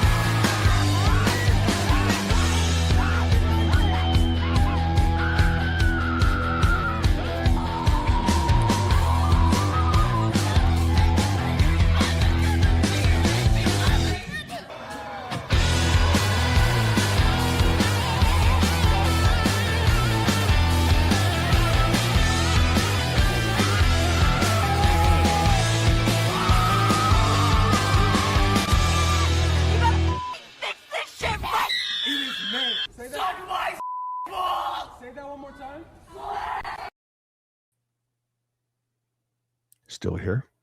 Some of you are still here. Guys want to see something fucked up? You want to see something fucked up? Sometimes I get a little spicy and I have a little change of heart. Do you guys want to see this? All of this was left on one post of mine on Facebook. All of this from a bullshit burner account. You want to talk about needing validation and seeking attention? You want to see this fucking nightmare? Watch this bullshit. You want to talk about mentally ill? Check it.